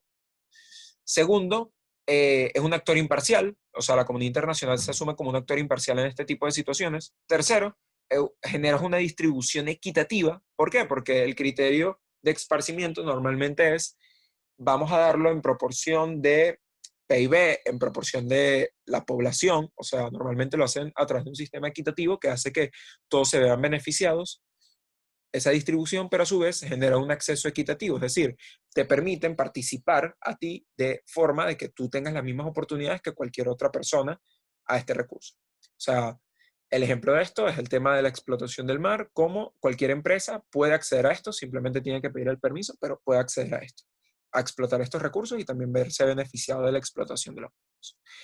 A ver, y creo que esta pregunta es importante porque esto es importante para hacer una comparativa en un debate. ¿Por qué es mejor que lo haga la comunidad internacional y no lo haga un nacional o no lo haga un Estado propiamente dicho? Primero, porque son recursos limitados. Muchas veces, ya hemos visto, o al menos eso lo hemos ido adelantando, la limitación de recursos hace de que muchas veces los estados tengan mayores incentivos de querer tenerlos o querer acaparárselos porque saben que la posibilidad de escasez es alta y prefieren tener ellos más reservas a sencillamente no, a sencillamente gastarlos, por así decirlo. Entonces ellos, o sea, hay una importancia de que es mejor que la comunidad internacional controle esta limitación de recursos y al menos haga que si se agotó el recurso, al menos todos hayan sido beneficiados de ellos, a que solamente hayan sido beneficiados pocos estados. Bueno, ya esto lo estoy explicando ahorita, la relación entre el conflicto y el acceso, o sea, es muy probable de que los recursos que están sometidos ante la custodia internacional son recursos que suelen tener muchas posibilidades de llevarse a conflicto. Ejemplo de ello, el Ártico. El Ártico ahorita tiene muchos temas de conflicto, particularmente porque, ojo, producto del deshielo y todo, y las rutas comerciales se están militarizando mucho. Hay muchas zonas petroleras dentro del Ártico, o sea, hay mucho petróleo dentro del Ártico y las empresas casi que quieren extraer ese petróleo. Entonces, obviamente es un punto estratégico tanto para Rusia, Estados Unidos, Canadá, Dinamarca, Noruega, que están ahí dentro de eso, porque obviamente quieren ese petróleo, pero por esa relación de que pueda haber un conflicto y acceso, es preferible que lo mantenga un ente internacional que no le dé preferencia a ninguno de esos países, sino que sencillamente lo administre autónomamente. Tercero, una zona de administración especial. Las zonas de administración especial tienen muchos impactos, especialmente un impacto bueno, ya lo explicaba, de accesibilidad, pero sobre todo de que se administra de una forma equitativa y de una distribución equitativa. Y cuarto, por controlar los intereses de las potencias. Y esto es importante porque muchas veces las potencias suelen valerse de la utilización, de la obtención de un recurso para controlar determinadas cosas. Un ejemplo de esto es Estados Unidos con sus reservas de petróleo. Estados Unidos, por ejemplo, decide seguir comprando petróleo o decide a veces vender cantidades de petróleo masivamente para que el precio del petróleo baje. O sea, suele beneficiarse de esto, o sea, suele acumular grandes recursos, tiene, incluso Estados Unidos tiene una de las mayores reservas, no por decirlo así en el subsuelo, sino de almacenamiento de petróleo en el mundo. Entonces, cuando, por ejemplo, quiere que el precio baje, introduce demasiadas de esas y vende demasiadas en el mercado y obviamente haber mucha oferta diferente a la demanda, obviamente el precio va a terminar bajando, entonces puede haber una afectación incluso en la propia apreciación del recurso. Entonces, bueno, esta es la razón por la cual la comunidad internacional prefiere controlar los intereses de las potencias y hacer de que las potencias no puedan hacer lo que les plazca, por así decirlo. Al final lo van a hacer y van a tener demasiado por hacer, no estoy diciendo que no, pero al menos esto es una limitación un poco a ello. Vamos a pasar con el siguiente punto, y esto era algo que pedían mucho en el Instagram, y era al respecto de la relación del medio ambiente y los recursos naturales. Vamos a empezar con el sector minero y sus particularidades y luego con el petrolero. En el sector minero, bueno, hay afectaciones ambientales de dos tipos, de atmósfera, suelo y agua. La de atmósfera, emisiones sólidas. Entiéndase, cuando se realizan excavaciones mineras hay mucho polvo y ese polvo obviamente se traslada a toda la atmósfera y esto tiene implicaciones muy fuertes, tanto en las personas, porque obviamente creo que el hecho de respirar polvo intuitivamente te hace pensar de que no es sano, pero más allá de eso también afecta mucho los procesos de fotosíntesis y de temas de la naturaleza adyacente a las zonas donde se están realizando estas excavaciones o estas actividades mineras. Segundo, los gases que se suelen emanar, y esto va también relacionado con los aerosoles. Esto suele suceder mucho cuando hablamos de métodos como exploración química a cielo abierto, que es uno de los métodos más contaminantes, que es que utilizan productos químicos altamente fuertes que hacen de que esos gases se trasladen a la atmósfera. Obviamente tiene una afectación gigantesca en la capa de ozono, pero también tiene una afectación mucho en la degradación de plantas, han matado incluso a muchos seres vivos, o sea, muchos animales, han inundado demasiados ríos, o sea, afecta mucho también incluso en el proceso de evaporación y de lluvia, o sea, en muchos países se han generado lluvias, o en muchos contextos se pueden generar lluvias ácidas, producto de este tipo de cuestiones, y esto afecta también a la fauna y a la flora. Segundo, hay una afectación al suelo y a las aguas, la desertización, la modificación del relieve, los peligros geológicos, la alteración de las dinámicas fluviales y la pérdida de masas de agua.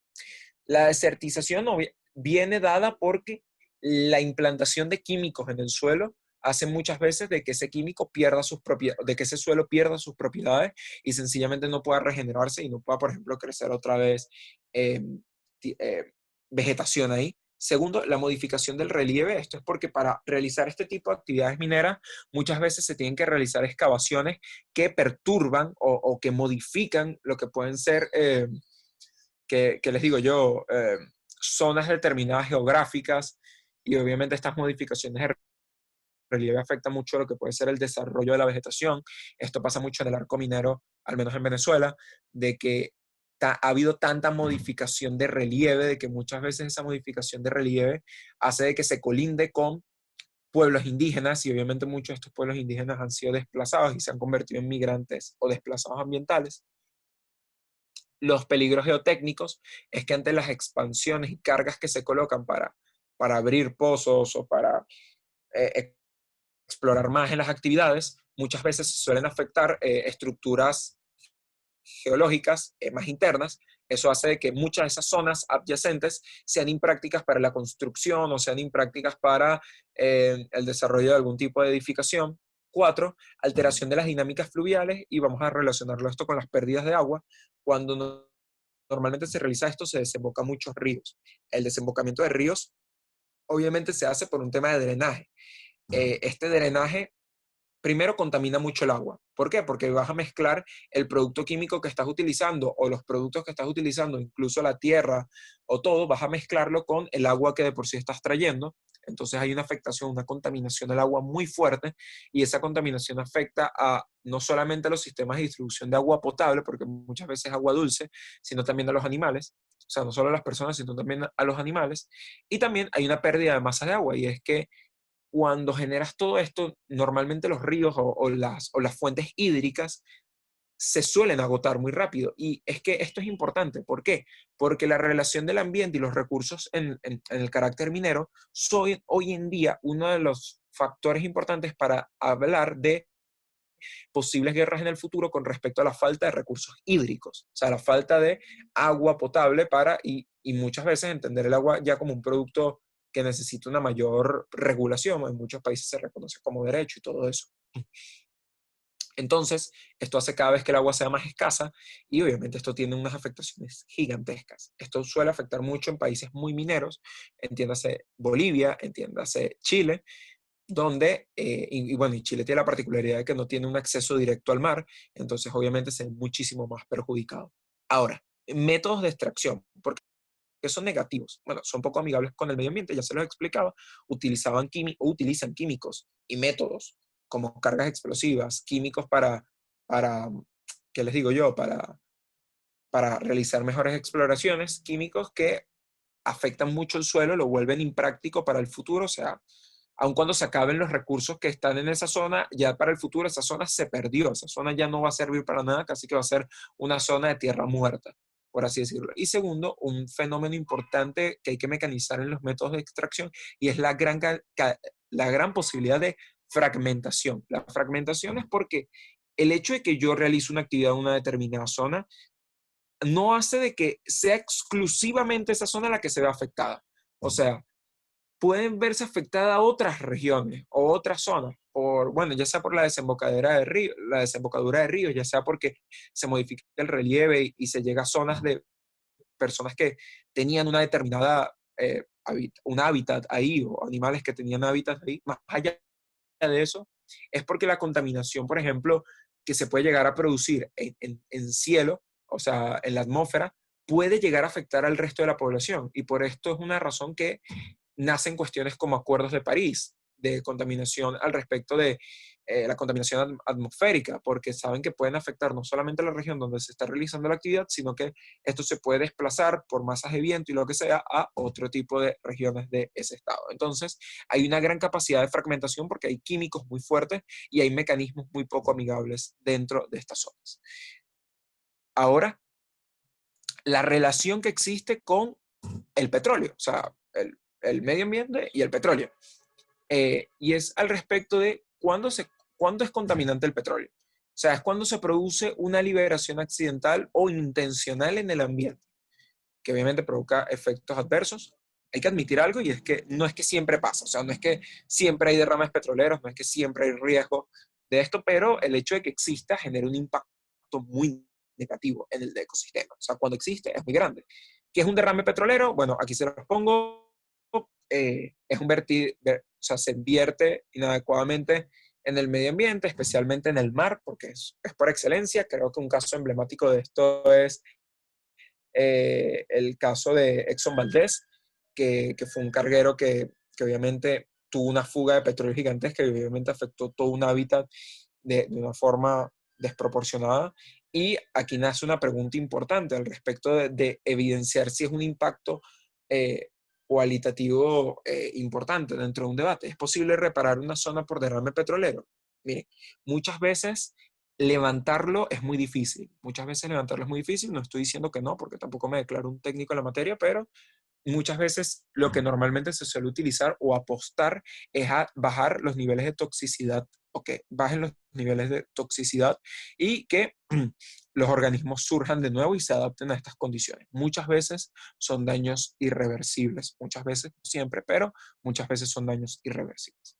La relación de esto con lo que puede llegar a ser el debate es el hecho de entender de que las probabilidades de un riesgo petrolero que asume un Estado o que asume una empresa, obviamente va a generar un impacto mundial gigantesco porque esas masas o ese derrame petrolero que se va a hacer se va a desplazar muy probablemente a muchas partes del mar. Por ejemplo, si es que es un carguero que se quedó, o sea, que tuvo ese derrame, va a desplazarse a muchas partes del mar. O sea, no es que si se desplaza en Canadá se va a quedar en Canadá, esto se puede llegar a quedar, esto puede llegar incluso hasta Brasil o puede llegar hasta Florida, hasta México. O sea, hay probabilidades de que sigan habiendo afectaciones al respecto de esto. Ahora, vamos a aterrizar cada vez más en debate. ¿Por qué priorizar el medio ambiente y por qué priorizar la explotación de recursos naturales? Creo que la razón por la cual hay que priorizar el ambiente, bueno, yo encuentro 5 razones. El medio ambiente muchas veces sufre daños irreversibles, o sea, la alteración que se llega a suscitar en muchas zonas por la explotación de recursos naturales suelen ser, generar daños que es imposible un reparo. Ya les he explicado un tema con la minería. Las afectaciones causan desplazados ambientales. Estos desplazados ambientales son personas en especial protección porque primero perdieron casa, o sea, perdieron hogar. Segundo, perdieron algo que se está reconociendo mucho, que es como el sentimiento de amor que tenían hacia esa zona puntual, porque el hecho de que estuvieses en un lugar determinado también era porque sentías un apego a ello, o al menos se presume que sentías un apego a ello, entonces hay una doble afectación ahí. Tercero, y además porque es imposible reparar ese daño. O sea, es poca capacidad de reparar ese daño ante la afectación irreversible de un lugar. Entonces, por eso esas personas están en especial protección. Tercero, hay una afectación a los intereses difusos. Ya se los explicaba, el hecho de que exista una mala práctica en la minería, ¿qué les digo yo? En una zona en Chile no excede, o sea, esto afecta algo que se llaman los intereses difusos. El medio ambiente es un interés difuso, o sea, puede ser que el cielo que se contamine pueda llegar a ser también el cielo ¿qué les digo yo? En Santiago de Chile, un ejemplo. A ver, otra cuestión, y esto es muy fácil de pensar, o sea, anualmente o casi siempre suele suceder, y ahorita está sucediendo mucho, un desplazamiento de erosiones o de masas de polvo que viene de África hacia América, mucho por un tema de desierto y tormentas de desierto, muchas veces también por un tema de contaminación. O sea, ese desplazamiento es posible. O sea, no es que es algo irreal de que no sucede. Entonces, también hay afectaciones a los intereses difusos, se puede afectar a la colectividad en general por una afectación o un mal cálculo en un tema que tenga una afectación ambiental. Um, el análisis a largo plazo creo que es fundamental cuando priorizamos al respecto un medio ambiente, porque el largo plazo es lo que nos importa por hablar de un tema de sostenibilidad de los medios que se emplean. Y quinto, una poca capacidad de reparo. O sea, normalmente cuando hablamos de medio ambiente suele suceder algo importante en los debates, y es que el gobierno que de por sí está ejerciendo la actividad, o sea, o está dando la venia a una empresa privada, o lo está haciendo el gobierno para que desarrolle determinada actividad, el gobierno se ve muchas veces influenciado por esa empresa privada. Bueno, porque esas empresas privadas, les digo, no es que son pobres, esas empresas son billonarias y ustedes lo saben. Y muchas veces pagan favores estatales, muchas veces tienen implicaciones estatales muy fuertes, y esas implicaciones estatales hacen de que sea muy poco probable de que en algún futuro pueda llegar a ser reparado, o incluso en que llegue a ser reparado. O sea, hay pocos incentivos para el gobierno, ya sea porque el gobierno puede ser corrupto, y ya les explicaba con el tema de los países en vías de desarrollo cómo hay un principio de corrupción muy grande en los gobiernos. O sea, puede ser corrupto, aun cuando no sea corrupto, puede ser que sencillamente esté a favor del crecimiento económico, y obviamente, o sea, va a haber una poca capacidad de reparar en el futuro porque casi que es una agenda del Estado. Entonces es mejor priorizar medio ambiente porque preferimos ahorrarnos un problema que casi que nunca vamos a poder reparar. Ahora, ¿por qué priorizar la explotación de recursos naturales? Tampoco es que todo es malo en los recursos naturales. Primero, por un tema de desarrollo económico, ya sea por generar fuentes de empleo, a través de crear industria, ya sea por un tema de diversificar más el aparato productivo del país. O sea, generas un desarrollo económico cuando tienes acceso a más productos, a más bienes, a más servicios. Segundo, un protagonismo internacional del Estado. O sea, hoy en día el sistema internacional es un sistema que hay muchas diplomacias. Por ejemplo, está la diplomacia del petróleo, que te hace ganar un papel preponderante. Y ejemplo vivo de ello son los países árabes, y algunos países africanos y países en América Latina, que tienen un peso preponderante por los recursos que poseen y porque los explotan.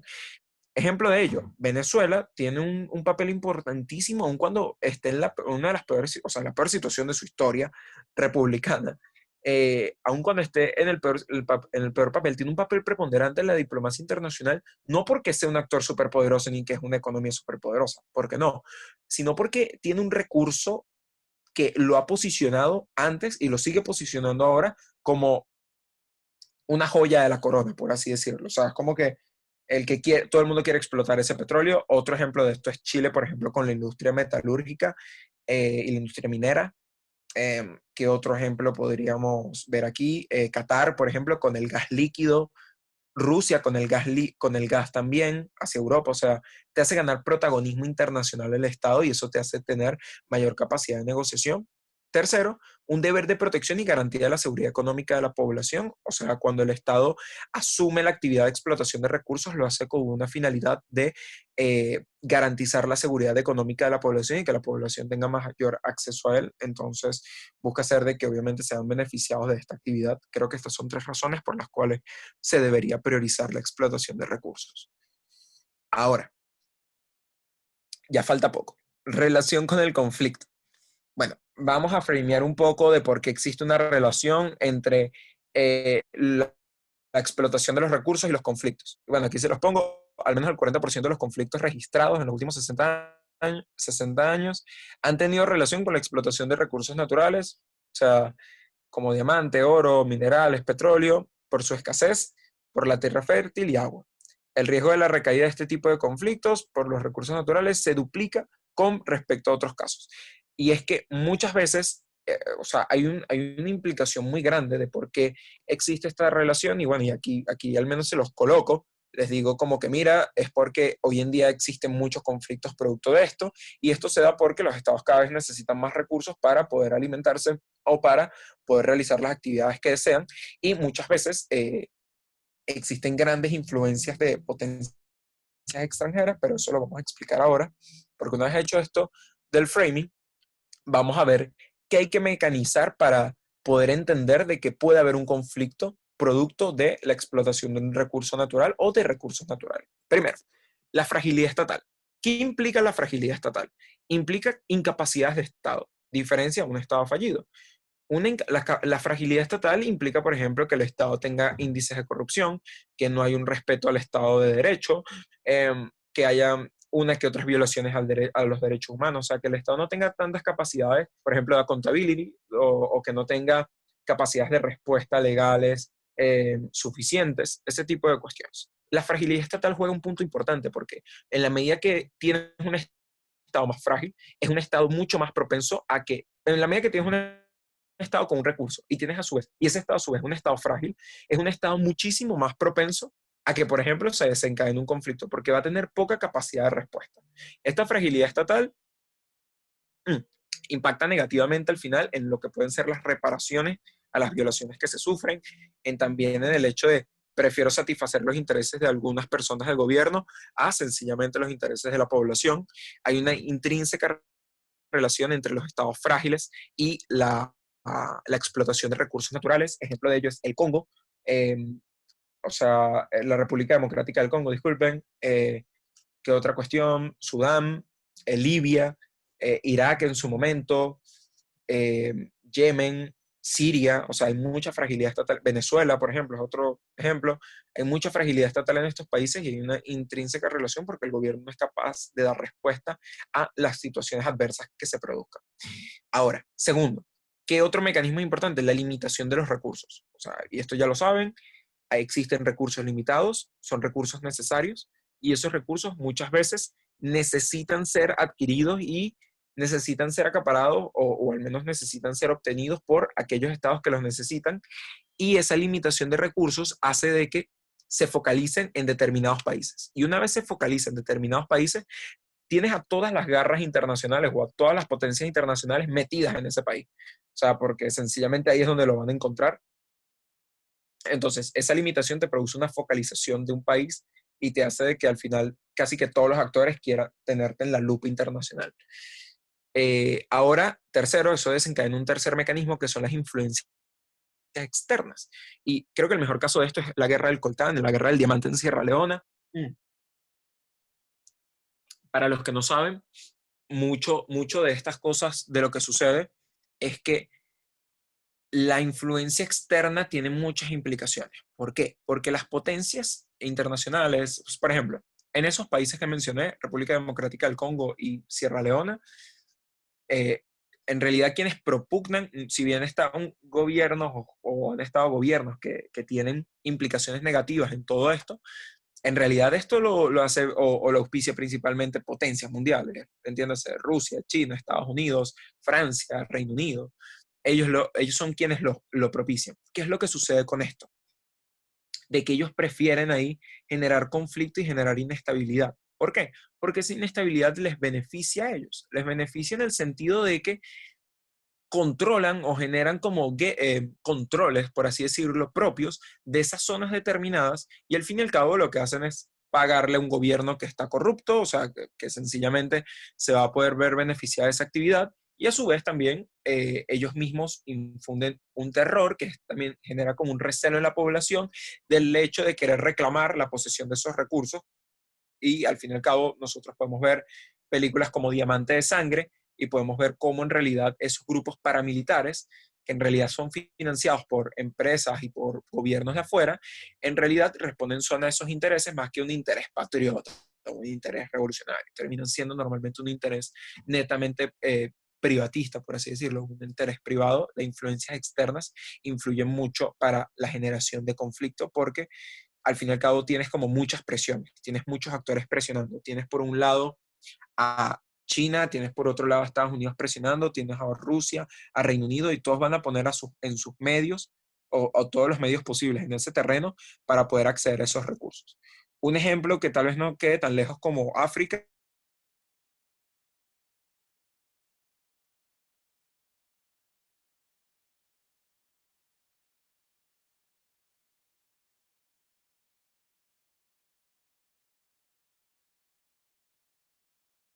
puede llegar a querer acceder a recursos que pueden estar dentro del país, sencillamente podemos ver cómo hay grupos, o sea, cómo hay presiones, y esas presiones son causadas por las influencias externas que tienen esos países.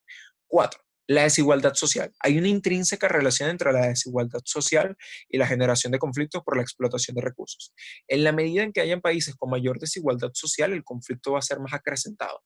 ¿Por qué? Porque muchas veces en estos países se logra ver como una vía para lograr una estabilidad, por así decirlo, el hecho de participar en este tipo de conflictos. O sea, y eso es un incentivo muy grande que tienen los jóvenes militares o los niños militares en África. O sea, el hecho de ver de que no tienen mayores esperanzas de crecimiento o que los agarran las Fuerzas Armadas, producto de que la desigualdad es muy grande y hay muchos sectores pobres, y ellos se crían simplemente en un ambiente violento o en unas condiciones violentas, lo cual hace de que muchas veces, no todas, insisto, muchas veces generen acciones o la desigualdad contribuye a eso. Entonces creo que cuando se mecaniza al respecto de por qué va a existir violencia, bueno, los países donde haya mayor desigualdad son más proclives a hacerlo porque muchas veces se presenta como un último recurso el hecho de que se recurra al conflicto o que se aprovechen de esos recursos a través del conflicto, porque si lo hacen a través de métodos tradicionales es muy probable que la persona no logre lo que quiere en la vida.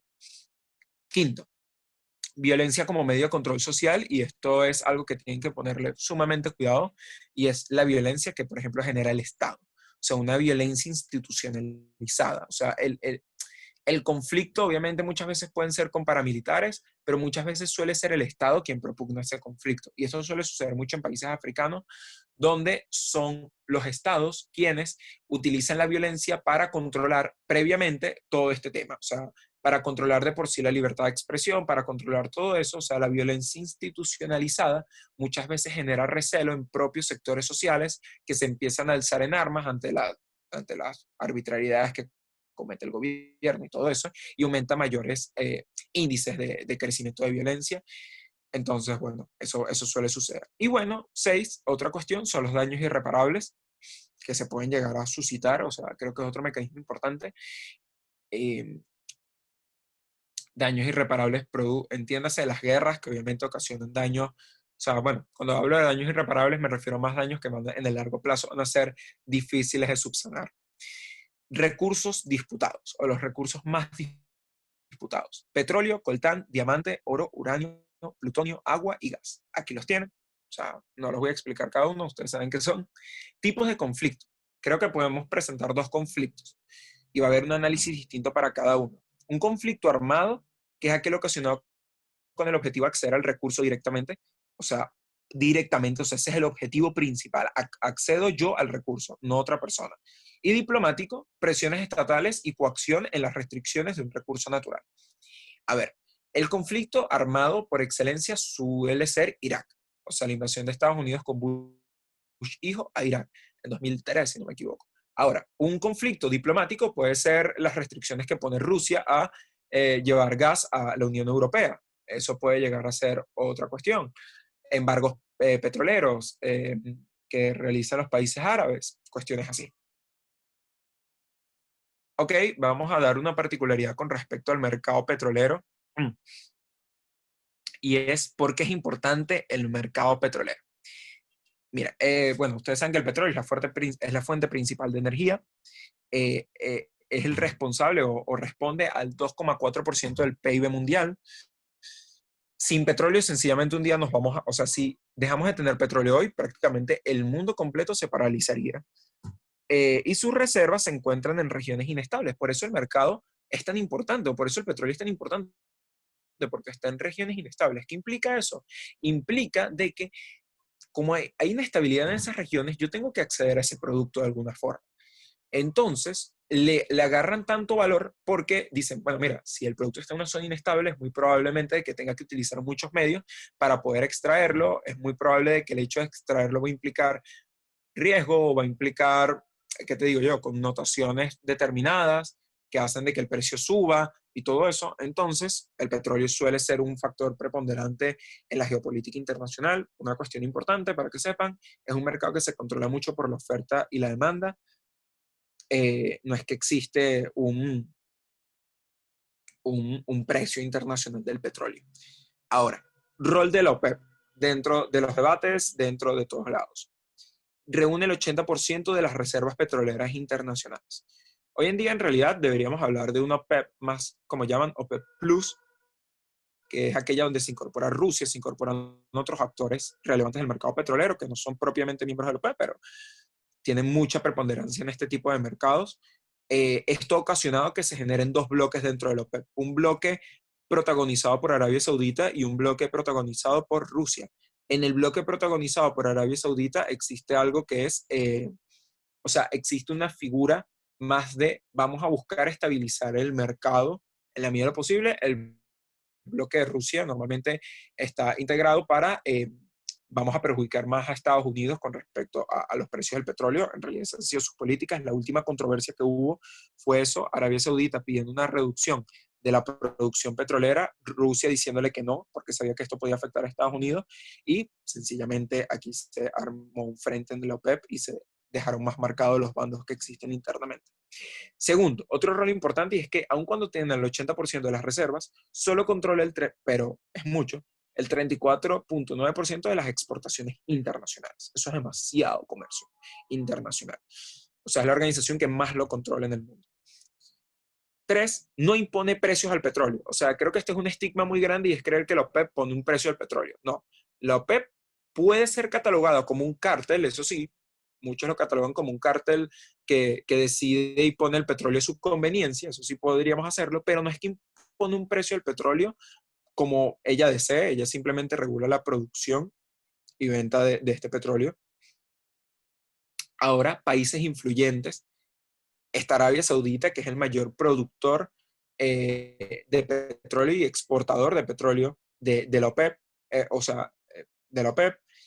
Está Estados Unidos, que es el mayor productor de petróleo hoy en día. Sí, parece que no, pero Estados Unidos es el mayor productor. China es el mayor importador de petróleo. Rusia es un actor clave porque Rusia tiene unas grandes reservas petroleras, no forma parte de la OPEP, pero es un actor muy fuerte al momento de la producción petrolera. Y Venezuela, pero Venezuela aquí es importante porque tiene las mayores reservas de petróleo en el mundo certificadas. Ahora, creo que es importante aquí ver algo que mucha gente suele fallar. Ok, ya, que se cayó un momento la grabación. Y bueno, estaba con que hay un punto importante a explicar acá en todo el tema del mercado petrolero y son situaciones determinadas que han influenciado mucho en esto. Primero, el coronavirus. O sea, creo que todos somos conscientes de que desde el tema del coronavirus ha existido un declive muy grande del mercado petrolero. Gran parte de todo esto se debe a o sea, primero al poco consumo, o sea, como las economías están empezando a estar casi que paralizadas, no en todos los países, pero en muchos países, ha existido poco consumo obviamente de combustibles, incluso se dice que ha existido una de las menores emisiones de CO2 en la historia de la humanidad, o sea, o al menos en la moderna, con respecto a estos tiempos, porque sencillamente no se ha utilizado combustible. El coronavirus obviamente impacta negativamente en los precios del petróleo, en la medida en que te invita a no utilizar este recurso de energía de una forma tan grande. Segundo, las guerras impactan mucho en la situación del petróleo, en las guerras especialmente de Medio Oriente. ¿Por qué? Porque, bueno, Medio Oriente es la válvula de petróleo del mundo. Así como cuando hubo la guerra de Irak, así como cuando hubo la guerra del Yom Kippur, el petróleo se fue por las nubes. Y se fue por las nubes, ¿por qué? Porque se aplicaron embargos petroleros, porque los países no querían comercializar con Occidente. Entonces había poca oferta que se daba, obviamente la demanda era demasiada y el precio subía muchísimo. Entonces, sencillamente las guerras influyen muy, o los conflictos también influyen mucho. Otro punto importante es el medio ambiente, tiene una relación muy intrínseca con el petróleo, ya lo expliqué arriba de cómo impacta el petróleo en el medio ambiente y cómo sus daños pueden llegar a ser irreversibles. Cuatro, el almacenamiento.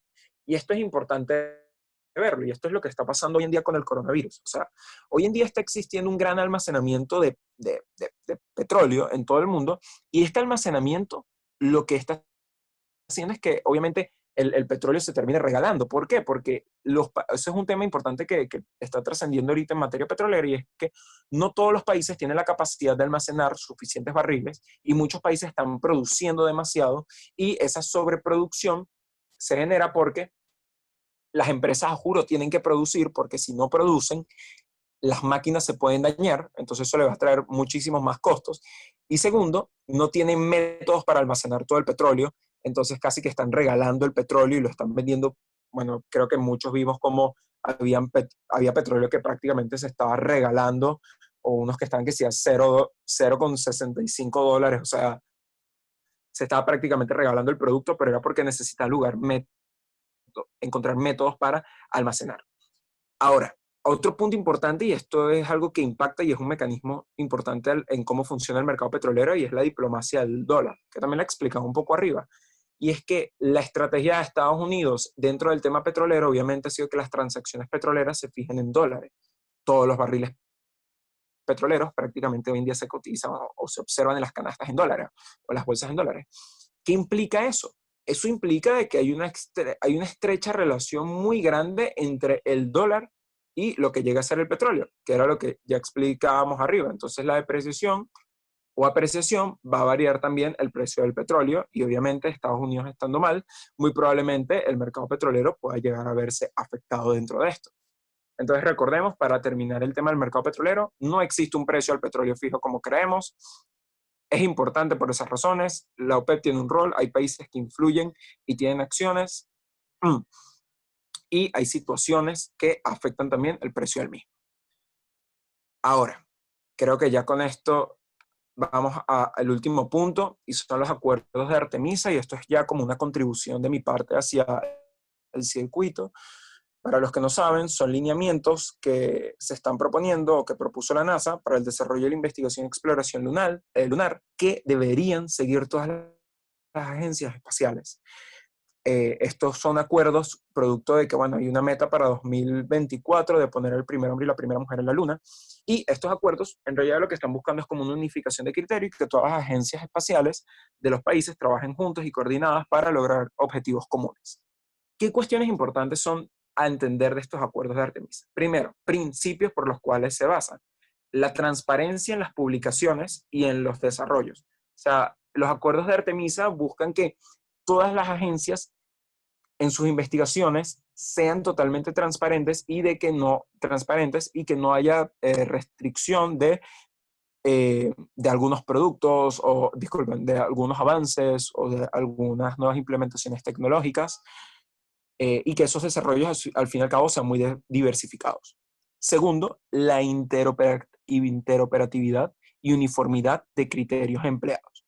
Esto se basa con que se genere una dinámica de intersectorización y de coordinación en las labores. O sea, que no sea una labor única y exclusivamente de Estados Unidos y de la NASA la explotación de los recursos en la Luna, pero que tampoco, por ejemplo, lo sea así de Rusia ni sea de China. O sea, sencillamente que todos trabajen en conjunto para llevar este mismo proyecto adelante. O sea, lo que buscan es esa interoperatividad y uniformidad de criterios y que utilicen los mismos criterios. Y yo creo que estos son como los puntos más especiales, el tema de los recursos espaciales, el elemento pacífico de todo y la basura espacial.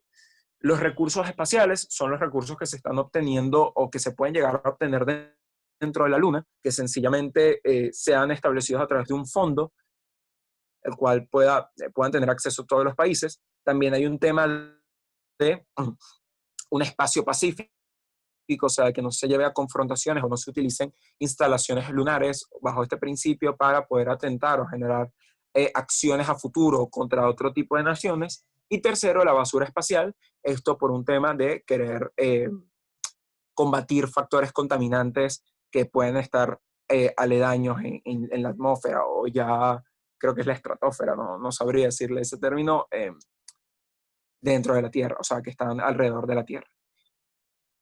Bueno, yo creo que ya con esto terminamos. De verdad, muchísimas gracias por la oportunidad.